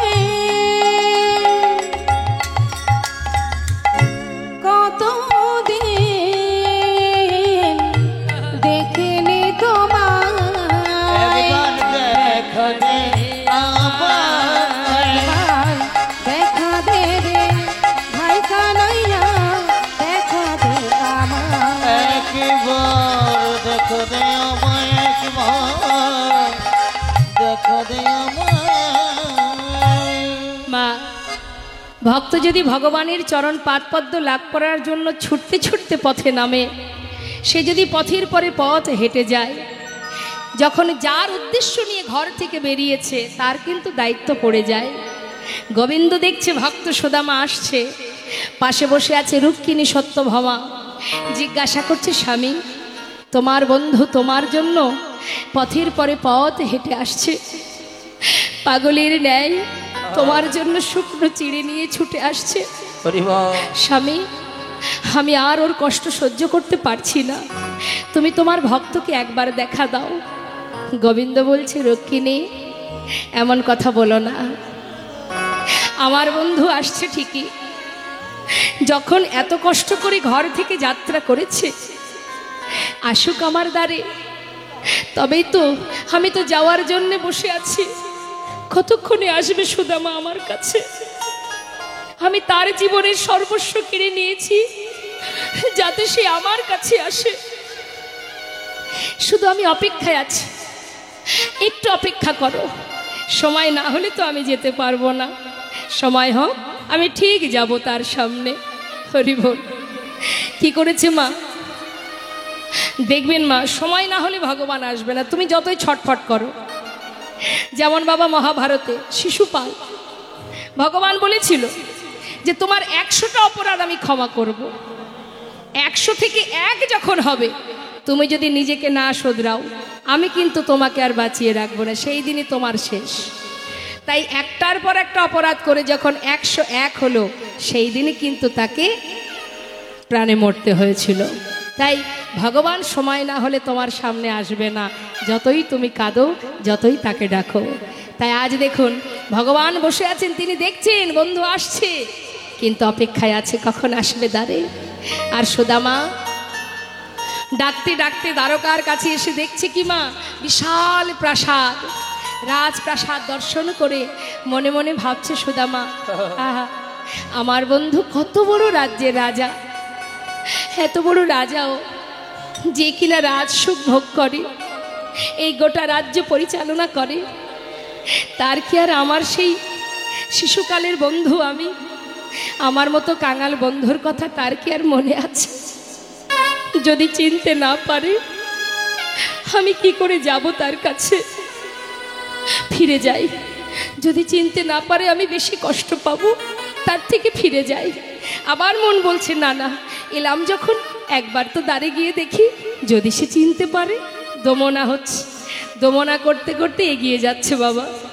দ্বারে এসে যেই না দাঁড়িয়েছে, দেখছে দ্বারে অনেক প্রহরী, অর্থাৎ দাঁড়ি দাঁড়িয়ে আছে। দাঁড়িকে দেখে বলছে, আয় দাঁড়ি, দাঁড়ি এখানে কি আমার বন্ধু কানাই আছে? दारी जिज्ञासा करছে कौन हो तुम, कहाँ से आए हो, तुम्हारा नाम क्या है? সুদামা বলছে আমাকে চিনবি না, আমি বৃন্দাবন থেকে আসছি, বল না এখানে কি আমার বন্ধু কানাই আছে? द्वारपाल बोलें देखो इधर कोई कानाई वानाई नहीं है, ये जो राजा है ना उसका नाम है कृष्ण। कृष्ण? अरे जानिस दारी जे कृष्ण সেই তো কানাই, আমাকে একটু ভিতরে যেতে দে না, আমি ভিতরে যাই, কতদিন দেখিনি বন্ধুকে, আমি তাকে দেখতে চাই। द्वारपाल হাসছে বাবা, আরে কোথা থেকে পাগল, সারা গায়ে নোংরা দুর্গন্ধ, সারা গায়ে কাদামাটি লেগে আছে, এ কিনা আমাদের রাজার বন্ধু। মুখের দিকে হা করে তাকিয়ে সমস্ত দাড়ি ওই দ্বারকাবাসী তারা সবাই হাসছে, অট্টহাসি হাসছে। অনাদি আদি গোবিন্দ তিনি তো সোনার সিংহাসনে বসে আছে মা, তিনি তো জানেন সুদামা দ্বারে এসে দাঁড়িয়ে আছে, কিন্তু যতক্ষণে খবরটা না পাবে সে যাবে কি করে? তাই দ্বারপাল সুদামাকে বাইরে রেখে ভেতরে যাচ্ছে মহারাজকে খবর দিতে, যে মহারাজ আপনার বন্ধু এসেছে দ্বারে। হ্যাঁ, এই কথা বলবার জন্য দ্বারপাল যাচ্ছে। সুদামা গোবিন্দের অন্তরটা ছটফট করছে, কতক্ষণে দ্বারপাল আসবে আমার কাছে খবরটা দেবে বলে। আর এদিকে রুক্মিণী সত্যভামা, বন্ধু এসেছে, ভক্ত এসেছে, ভক্ত ভগবানের মিলন হবে কিনা মা, তাই রুক্মিণী সত্যভামা সুন্দর করে তাকে রাজবেশ পরিয়ে সাজাচ্ছেন গোবিন্দকে।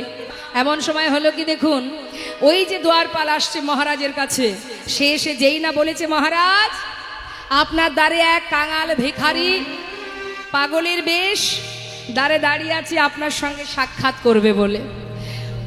গোবিন্দ জিজ্ঞাসা করলেন তুমি কি করে জানলে সে পাগল? কেন মহারাজ? তার বেশ দেখে। হরি বল। বেশ দেখলে কি কখনো বোঝা যায় যে সে পাগল কি পাগল নয়? নাম কি তার? তার নাম সুদামা। যেই না বলেছে সুদামা, এই অপেক্ষায় তো ছিলেন তিনি, খবর পাওয়া মাত্রই ছুটতে ছুটতে আর রাজবেশ পরা হলো না মা। কনক প্রচঙ্কে কৃষ্ণ আছিল বসিয়া, কনকে প্রচঙ্কে কৃষ্ণ আছিল বসিয়া, কনক প্রচঙ্কে কৃষ্ণ আছিল বসিয়া, কনকে প্রচঙ্কে কৃষ্ণ আছিল বসিয়া, ভাইয়া চলিল দেখো সুদামা শুনিয়া।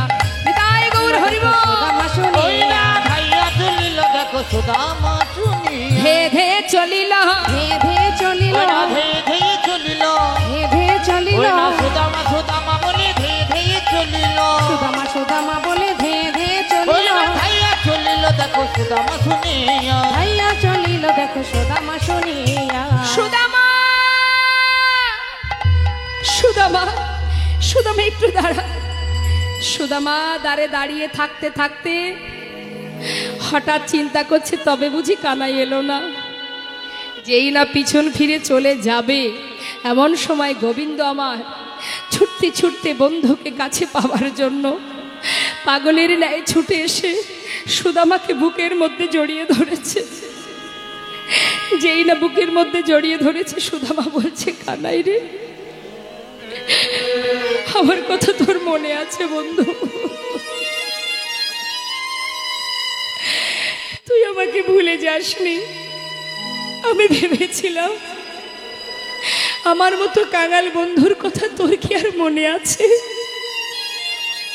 কিরে, আমাকে ছেড়ে দে, এইভাবে ধরে রেখেছিস কেন? দেখছিস না সারা গায়ে কত কাদা মাটি নোংরা লেগে আছে?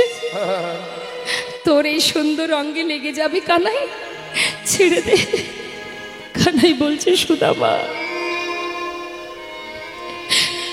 এতদিন পর আমার কথা মনে পড়লো তোর। সুদামা কেমন আছিস তুই? ভালো। এতদিন ভালো ছিলাম না, যখন থেকে তোকে দেখলাম আমার সমস্ত কষ্ট দূর হয়ে গেছে। আর আমার কোনো কষ্ট, কোনো দুঃখ, কোনো যন্ত্রণা নেই। আয় আমার কাছে আয়, চল ভিতরে চল। না না, আমি ভিতরে যাব না। কেন যাবি না? ওই দেখ, চল বলছি ভিতরে। কৃষ্ণ, আমি কি করে যাই বল ভিতরে? দেখছিস না সারা গায়ে কত নোংরা লেগে আছে। ভিতরে যে রাজরানীরা রয়েছে, আমি তাদের সামনে দাঁড়াবো কি করে? আরে সবাই তো তোর অপেক্ষায় দাঁড়িয়ে আছে। চেয়ে দেখ, সবাই বরণ ডালা নিয়ে দাঁড়িয়ে আছে তোকে বরণ করবে বলে। আয় বন্ধু, আমার সাথে আয়। সাথে করে নিয়ে মা যেই না ভিতরে নিয়ে গেছে, রুক্মিণী, সত্যভামা, ভগবানের সহধর্মিণী যারা সবাই তাকে বরণ করলেন। বরণ করবার পর তাকে ঘরের মধ্যে নিয়ে গিয়ে সোনার সিংহাসনে যেই না বসাবে, সুদামা বলছি, কানাই আমি এখানে বসতে পারবো না। বসবি না মানে? তুই না আমার বন্ধু, আয় বলছি। হাত ধরে জোর করে বসিয়েছে। কোথায় বসিয়েছে? রাজ সিংহাসনে।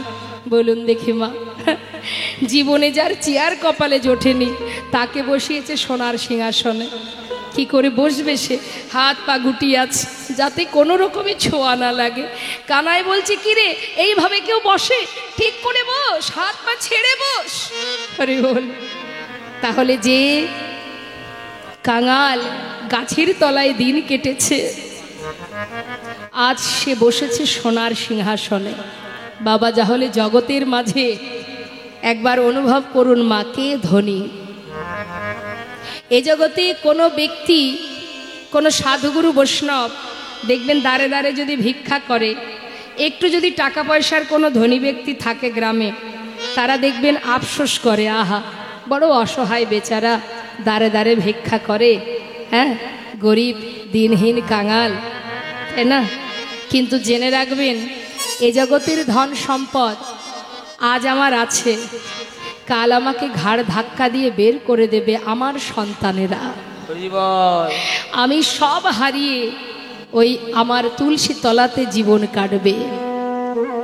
তাহলে জগতের সেই মহাধনে ধনী যে জন কৃষ্ণ ধনে ধনী, যেটা তোমার জীবন থেকে কখনো হারাবে না, কখনো তুমি সেই ধন থেকে তুমি আলাদা হবে না। আজ সুদামা জীবন কাটিয়েছে গাছতলাতে, সেই সুদামা কৃষ্ণ ধনে ধনী হয়ে আজ ভগবানের সোনার সিংহাসনে বসেছে।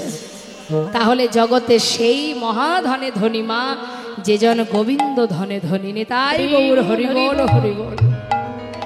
আজ সোনার সিংহাসনে বসানোর পর রুক্মিণীকে বললেন, রুক্মিণী তাড়াতাড়ি যাও, জল নিয়ে এসো।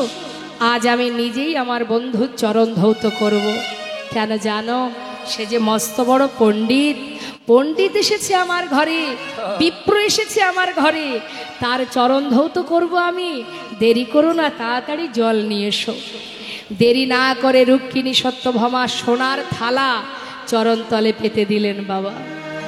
এবার সুন্দর করে ভগবান নিজের হাত দিয়ে ভক্তের চরণ ধোয়াচ্ছে, চোখের জল দিয়ে চরণ ধৌত করছে। ভক্তির বোঝা ভগবানই বয়। সোনার থালাতে সুদামা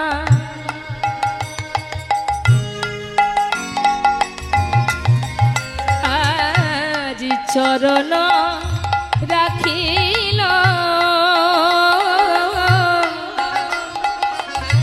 সোনার থালাতে সুদামা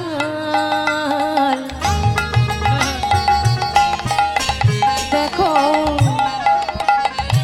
চরণ রাখিল। আজি দেখো দেখো স্বর্ণ ভিঙ্গারে চরণেতে দিল দেখো স্বর্ণ ভেঙরের চাল সুদামার চরণে দিল। আজি নয়ন জলে প্রভু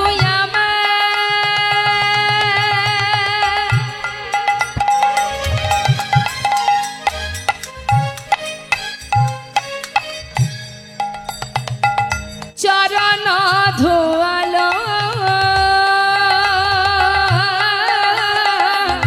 নয়ন জলে প্রভু আমার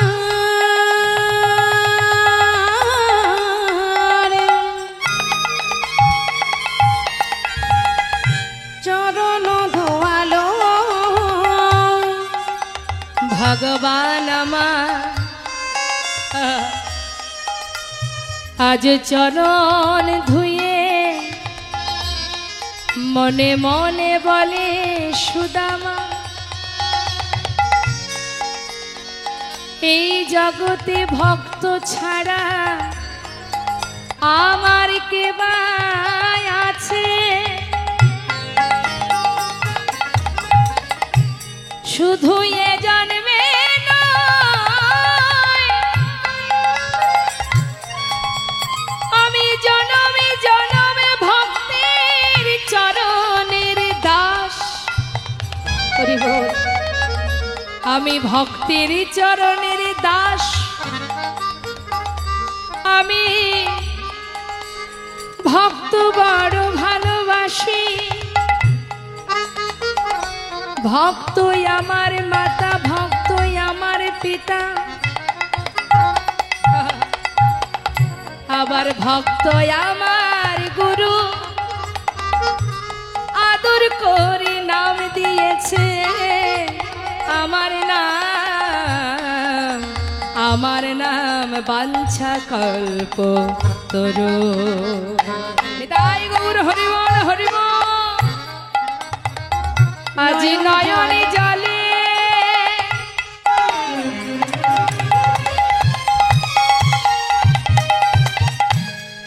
চরণ ধোয়ায়ে দিয়ে আজি মন্দ মন্দ সেবা করে দুটি নয় জলে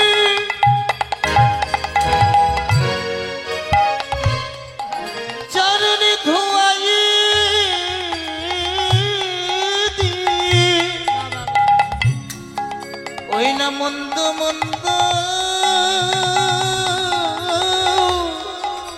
চরণ সেবা করে। মাগো চরণ দুটি হাতে করে নিয়ে দেখছি চরণ থেকে কত রুধির ঝরছে। ভগবানের করকমলে চরণ দুটি নিয়ে মনে মনে বলছে, ভক্ত কত ভালোবাসলে যে নিজের কথা না ভেবে শুধু আমার চিন্তা করে হাজার কষ্টকে ভুলে থাকতে পারে। চোখের জলে চরণ ধৌত করছে সুদামার। আমরা কি দেখেছি মা, ভক্ত ভগবানের চরণ সেবা করে, তাই না? কিন্তু আজ যে উল্টো হয়ে গেল মা, ভগবান ভক্তের চরণ ধৌত করছে। এমন ভক্ত কতজন হতে পারে বলো? গোবিন্দ চরণ ধৌত করছে আর বলছে, সুদামা এই বন্ধু, এতগুলো বছর পরে এসেছিস, আমার জন্য কিছু এনেছিস নাকি? সুদামা মনে মনে চিন্তা করছে, কানাই রে, তুই তো এত বড় রাজ্যের রাজা, তুই রাজ সিংহাসনে বসে থাকিস, তুই রাজভোগ সেবা করিস, রাজ পালঙ্কে ঘুমাস, আমার আনা শুকনো চিড়ে আমি তোকে দেব কেমন করে? যদি তুই না খাস, কাপড়ের মধ্যে লুকিয়ে রেখে বলছে, জানিস অনেক চেষ্টা করেছি, কিচ্ছু আনতে পারিনি রে, কি করব বল? কোন রকমে ভিক্ষা করে দিন কাটে, কিচ্ছু আনতে পারিনি। গোবিন্দ মনে মনে বলছে, সুদামা আমার জন্য এনেছিস কিন্তু দিতে পারছিস না। তুই ভেবেছিস তোর আনা শুকনো চিড়ে আমি খাবো কি করে? তুই কি জানিস না আমার ভক্তরা আমাকে ভালোবেসে যা দেয় আমি যে সেটা তৃপ্তি ভরে সেবা করি। ওরে বিদুরের ঘরের শাক অন্ন যদি আমি সেবা করতে পারি, সবরের এঁঠো কুল যদি আমি খেতে পারি, তোর আনা শুকনো চিড়ে খাবো না? সত্য কথা মা, হস্তিনাপুরে ভগবান কৃষ্ণ যখন যান, দুর্যোধন বলেছিল, এসো সখা আমি তোমাকে রাজভোগ খাওয়াবো। ভগবান বলেছিল, শোনো দুর্যোধন, খেতে যদি হয় আমি তো তোমার কাছে খাবো না, আমি যদি সেবাই করতে চাই তাহলে বিদুরের ঘরে সেবা করব। বিদুর ছিল দাসী পুত্র মা, তাই বিদুরের ঘরে সেবা করেছিলেন ভগবান। বিদুরের স্ত্রী ভুল করে কলা সেবা দেবে বলে খোসাটা দিয়েছিলেন, আপনারা সবাই জানেন। ভগবান সেই খোসাটাই সেবা করেছিলেন, সেটাই সেবা করেছিলেন। কেন মা? তাতে যে ভক্তি ছিল, প্রেম ছিল, ভালোবাসা ছিল।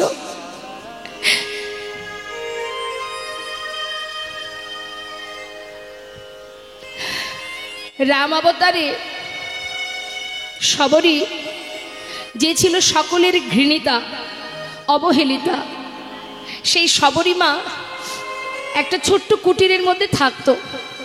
আর তার জীবনের একটা স্বপ্ন ছিল, রাম আমার কুটিরে আসবে। তাই প্রতিদিন কি বা পাবে বনের ভিতরে, গাছ থেকে কুল পাড়তো মা। দেখুন ভালোবাসা কাকে বলে। আপনি আপনার সন্তানকে নিজের বদনের এঁঠো দেন তো? দেন না? সন্তানের এঁঠো আপনি খান তো? তাহলে তাকে ভালোবাসেন বলেই আপনি দিচ্ছেন। আর ভগবানের বদনে এঁঠো দিতে পারে তারাই যারা ভগবানকে ভালোবাসতে পারে, নিজের করে ভালোবাসতে পারে। হরিবোল হরিবোল। তাই সেই সবরই রামকে কি খাওয়াবে? বনে গিয়ে কুল পেড়েছে, গাছের কুল মুখে দিয়ে দেখছে টক না মিষ্টি। যেটা খেয়ে দেখছে মিষ্টি কুল, সেই অর্ধেক এঁঠো কুলটা তুলে রাখছে, কেন? রামকে দেবে তাই। হরিবোল হরিবোল। প্রতিদিন ফুল তুলে সেই ফুলগুলোকে ছিঁড়ে ছিঁড়ে যে পথে রাম ঢুকবে তার কুঠিরে, সেই পথের মধ্যে সুন্দর করে সাজিয়ে রাখতো। কেন? আসতে যেন তার চরণে ব্যথা না পায়নি। তাই গৌর হরিবোল। ভগবান প্রভু রামচন্দ্র মা সীতাকে উদ্ধার করার পথে ওই সবরীর কুঠিরে গিয়েছিল এবং সবরীর এঁঠো কুল সেবা করেছিলেন প্রভু রামচন্দ্র। তাই ভগবান সুদামাকে বলছে, বন্ধু সকলের এঁঠো যদি আমি খেতে পারি, তাহলে তোমার আনা শুকনো চিড়ে আমি কেন খাবো না? তুমি দিতে পারছো না। মনে মনে ভাবছে গোবিন্দ, বেশ দিতে যখন পারছো না, সময় মতো আমি খেয়ে নেব। কিচ্ছু না বলে তাকে স্নান করিয়ে শুদ্ধ বসন পরিয়ে তাকে সুন্দরভাবে সেবা দিল। সেবার পর বলল, বন্ধু এত পথ হেঁটে এসেছিস, চল এবার বিশ্রাম করবি।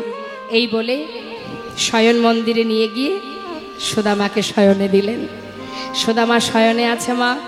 দেখতে দেখতে অন্ধকার হতে হতে মধ্যরাত। মধ্যরাত যখন রাত সবাই ঘুমাচ্ছে, সেই সময় ভগবান তার নিজের শয্যা পরিত্যাগ করে এক পা দু পা করে সুদামার কুঠিরে প্রবেশ করলেন। সুদামা যেখানে শুয়ে আছে তার চরণের পাশে গিয়ে বসলেন। হরিবল। চরণের ধারে বসে দেখছে চরণ দুটি কত পথ হেঁটে এসেছে, তাই নিজের করকমল দিয়ে হাত দিয়ে তাই ভক্তের চরণটা সেবা করছে। কেন? অনেক পথ হেঁটে এসেছে, কত কষ্ট হলো তার, যাতে বন্ধু ভালো ঘুমাতে পারে, তাই চরণ সেবা করছে। চরণ সেবা করতে করতে মা হঠাৎ দেখছে চরণ তলে কত কাটা ফুটে আছে। মনে মনে ভাবছে, গোবিন্দ বন্ধু নিজের কোনো খেয়ালই নেই তোর। সেই শিশুকাল থেকে তুই আমাকে এত ভালোবাসিস, এত কাটা ফুটেছে চরণ তলে, কিন্তু সেদিকে তোর কোনো খেয়াল নেই। হরি বল, হরি বল। কিন্তু এই কাটা আমি কি করে পরিষ্কার করব? ও যে ঘুমিয়ে আছে, যদি ঘুম ভেঙে যায়। তাই ধীরে ধীরে চরণের পাশে বসে নিজের হাত দিয়ে একটা একটা করে কাটা পরিষ্কার করছে মা। আবার লক্ষ্য আছে যাতে বন্ধুর ঘুমটা ভেঙে না যায়।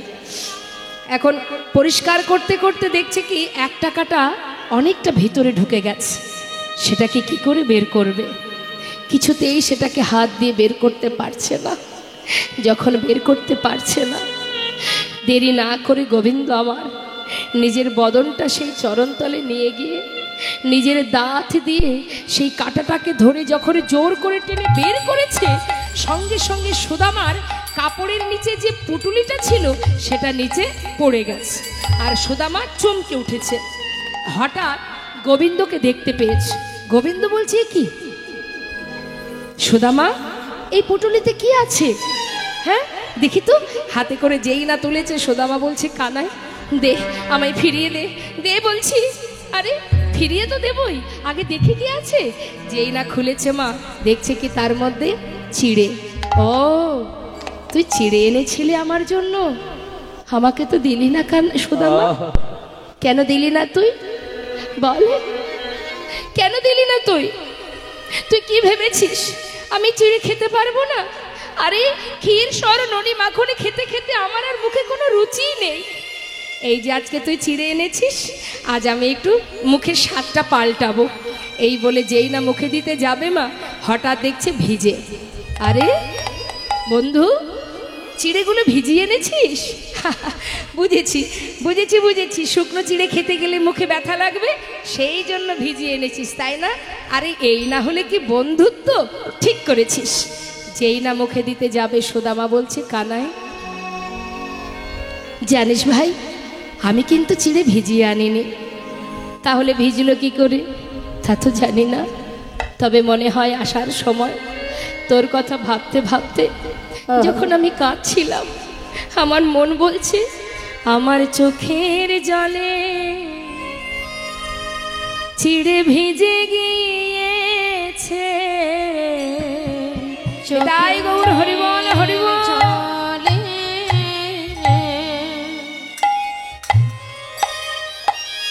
চিড়ে ভিজে গিয়েছে চোখের জলে চিড়ে ভিজে গিয়েছে, আমার চোখের জলে চিড়ে ভিজে গিয়েছে। আমি কেমন করে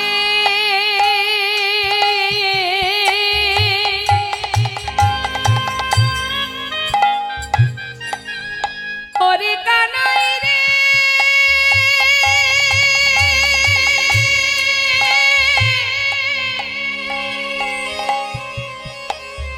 ওরে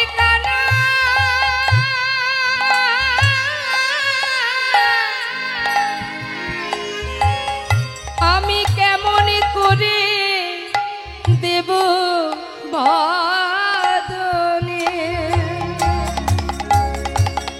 আমার চোখের জলে চিড়ে ভিজে গিয়েছে। আমি কেমন করে ভাইরা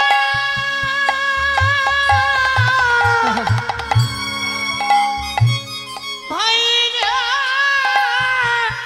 দেব বদলে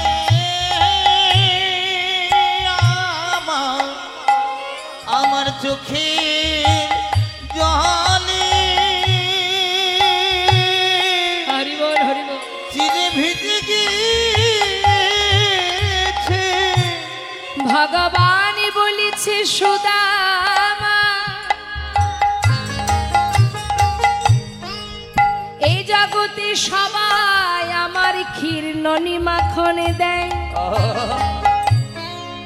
কিন্তু চোখের জলে ভিজানো চিড়ে কেউ দেয় না। তাই আজ আমি তোর সামনে দাঁড়িয়ে প্রতিজ্ঞা করলাম, যে চিড়ে তুই আমায় দিতে দ্বিধা করছিস, হরি বল হরি বল। আগত কলিযুগে আমি নদিয়ায় গিয়ে গৌর হব। হরি বল হরি বল। যদি কলির জীব আমায় সেবা দিতে চায়,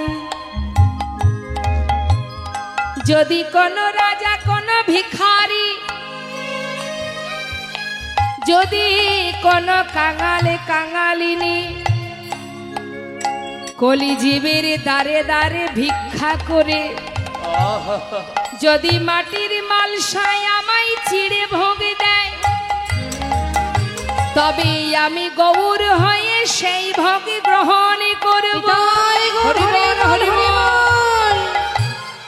এই তোর সামনে আমি প্রতিজ্ঞা করলাম। আমা ভগবান প্রতিজ্ঞাবদ্ধ হলেন, যে চিড়ে তুই আজকে দিতে চাইছিস না, তো দ্বিধা হচ্ছে। আগত কলিযুগে কলিহত জীব সে ধনী হোক আর দরিদ্রই হোক, যদি মাটির মালসাই করে ভিক্ষা করে আমাকে চিড়ে ভোগ না দেয়, আমি সেবা করব না। হরি বল। কলিযুগে মহাপ্রভুর ভোগ হয় কিসে মা? মাটির মালসাই। আচ্ছা বলুন দেখি, যিনি বিশ্ব ব্রহ্মাণ্ডের মালিক, তিনি তো এটা ঘোষণা করতে পারতেন যে আমাকে সোনার থালায় খেতে দাও। এটা একমাত্র ধনী যারা তারা পারবে।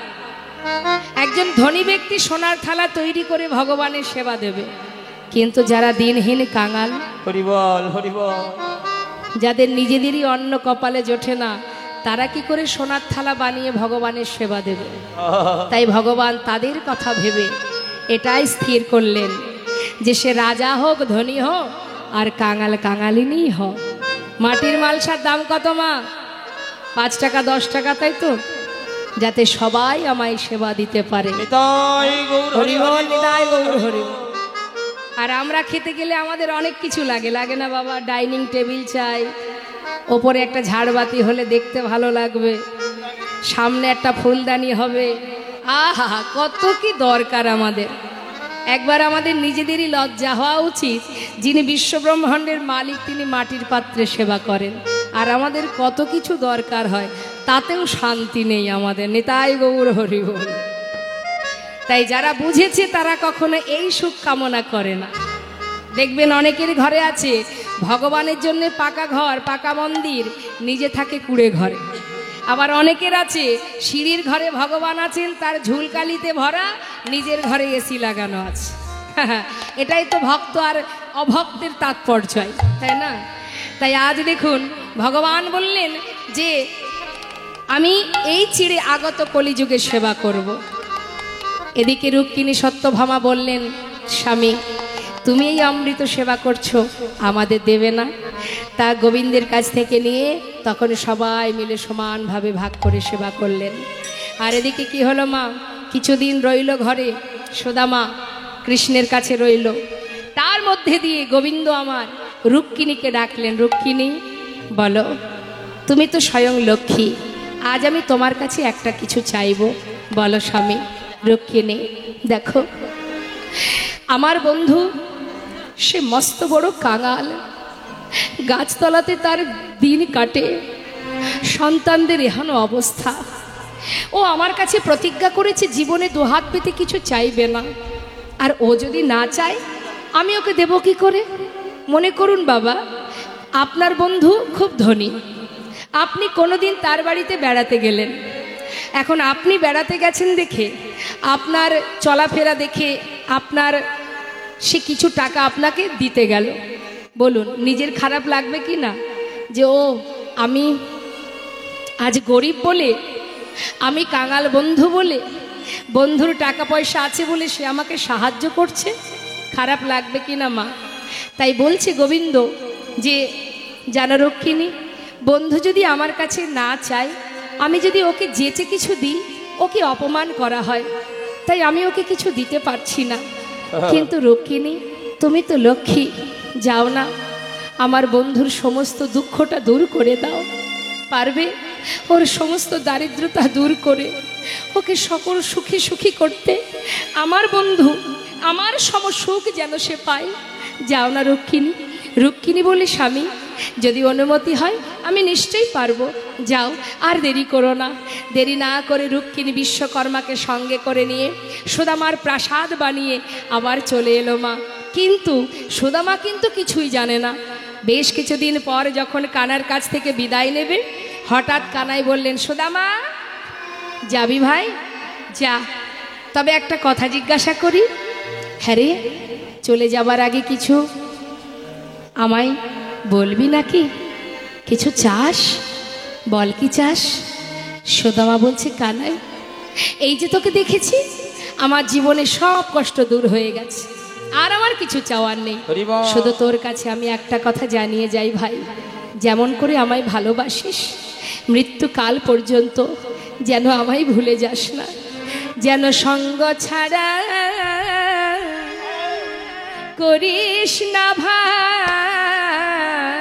যেন সঙ্গ ছাড়া করিস না ভাই, যেন সঙ্গ ছাড়া করিস না ভাই। শুধু এ জন্মে নয় জন্মে জন্মে যেন সঙ্গ ছাড়া তুই করিস না ভাই। শুধু এ জন্মে না,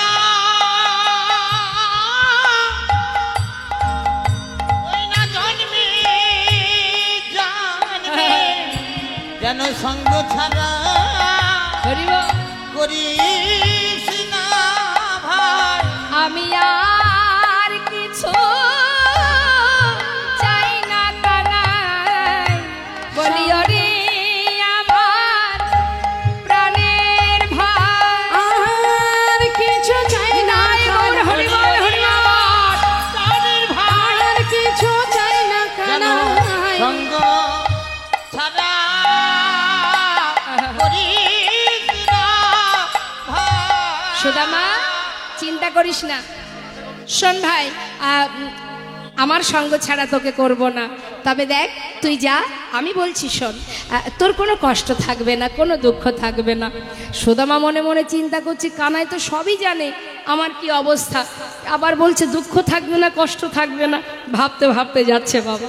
পথে যেতে যেতে বৃন্দাবনে যখন এসে পৌঁছালেন মা, চারিদিকে দেখছে যেখানে তার গিন্নি তার সন্তানরা ছিল সেখানে তাদেরকে দেখতে পাচ্ছে না। এরা গেল কোথায়? এই গাছতলাতেই তো ছিল, গেল কোথায়? দেখছে বিশাল একটা প্রাসাদ। ও হয়তো কোনো ধনী ব্যক্তি তৈরি করেছে, কিন্তু আমার গিন্নি কোথায়? চারিদিকে খুঁজছে, খুঁজতে খুঁজতে হঠাৎ দেখছে কি মা, সেই প্রাসাদ থেকে রাজরানীর বেশে তার স্ত্রী সুশীলা বরণডালা হাতে নিয়ে নিচে নেমে আসছে। হরিবল হরিবল। হা করে তাকিয়ে আছে, সুশীলার দিকে চিনতে পারছে না। সুশীলা বলছে, স্বামী এমন করে তাকিয়ে আছো কেন? চিনতে পারছো না তো? শোনো, তুমি কিছু না চাইলে কি হবে, গোবিন্দ তোমাকে সর্বসুখে সুখী করেছে। স্বামী এসো, ভিতরে এসো। স্বামীকে বরণ করে ভিতরে নিয়ে গিয়ে এবার দুজনে ভগবানের বিগ্রহকে নিয়ে সম্মুখে বিগ্রহকে রেখে দুজনে একসঙ্গে গোবিন্দ সেবায় রত হলেন। সবাই আমরা দর্শন করব, এখানেই এবার লীলাকে আমরা বিশ্রাম রাখবো। দর্শন করুন ভক্ত ভগবানের মধুর এই লীলা। তাই এবার দুজনে দর্শন করছি আর গোবিন্দ সেবা দিচ্ছি। রাধে কৃষ্ণ গোবিন্দ গোপাল রাধার মন হরি হরি হরি বল। রাধে কৃষ্ণ গোবিন্দ গোপাল বল বল, রাধার মন হরি হরি হরি বল। রাধে কৃষ্ণ গোবিন্দ গোপাল বল, রাধার মন হরি হরে হরে বল। রাধে কৃষ্ণ গোবিন্দ একবার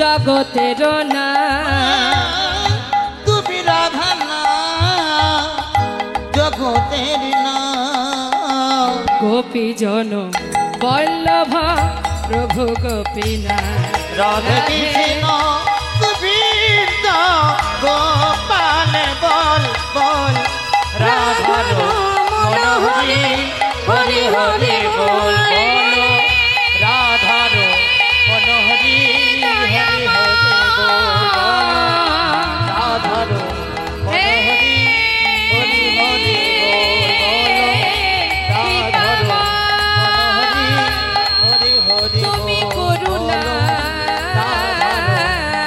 হরি হরি দয়াময় রাধার মনোহরি হরি হরি বল বলো রাধার মনোহরি হরি হরি বল বলো রাধার মনোহরি হরি হরি হরি হরি ভক্ত আর ভগবানের মিলন হইল ভক্ত আর ভগবানের মিলন হইল প্রেমানন্দে বদন ভরে হরি হরি বল হইলা প্রেমানন্দে বদন ঘরে হরি হরি বলো জয় সচিনন্দন জয় গৌর হরি জয় সচিনন্দন জয় গৌর হরি বিষ্ণুপ্রিয়ার প্রাণ বধুয়া নদিয়া হইলা বিহারী বিষ্ণু প্রিয়া প্রাণ গোরা নদিয়া বিহারী হরি বল হরি বল হরি বল হরি বল হরি বল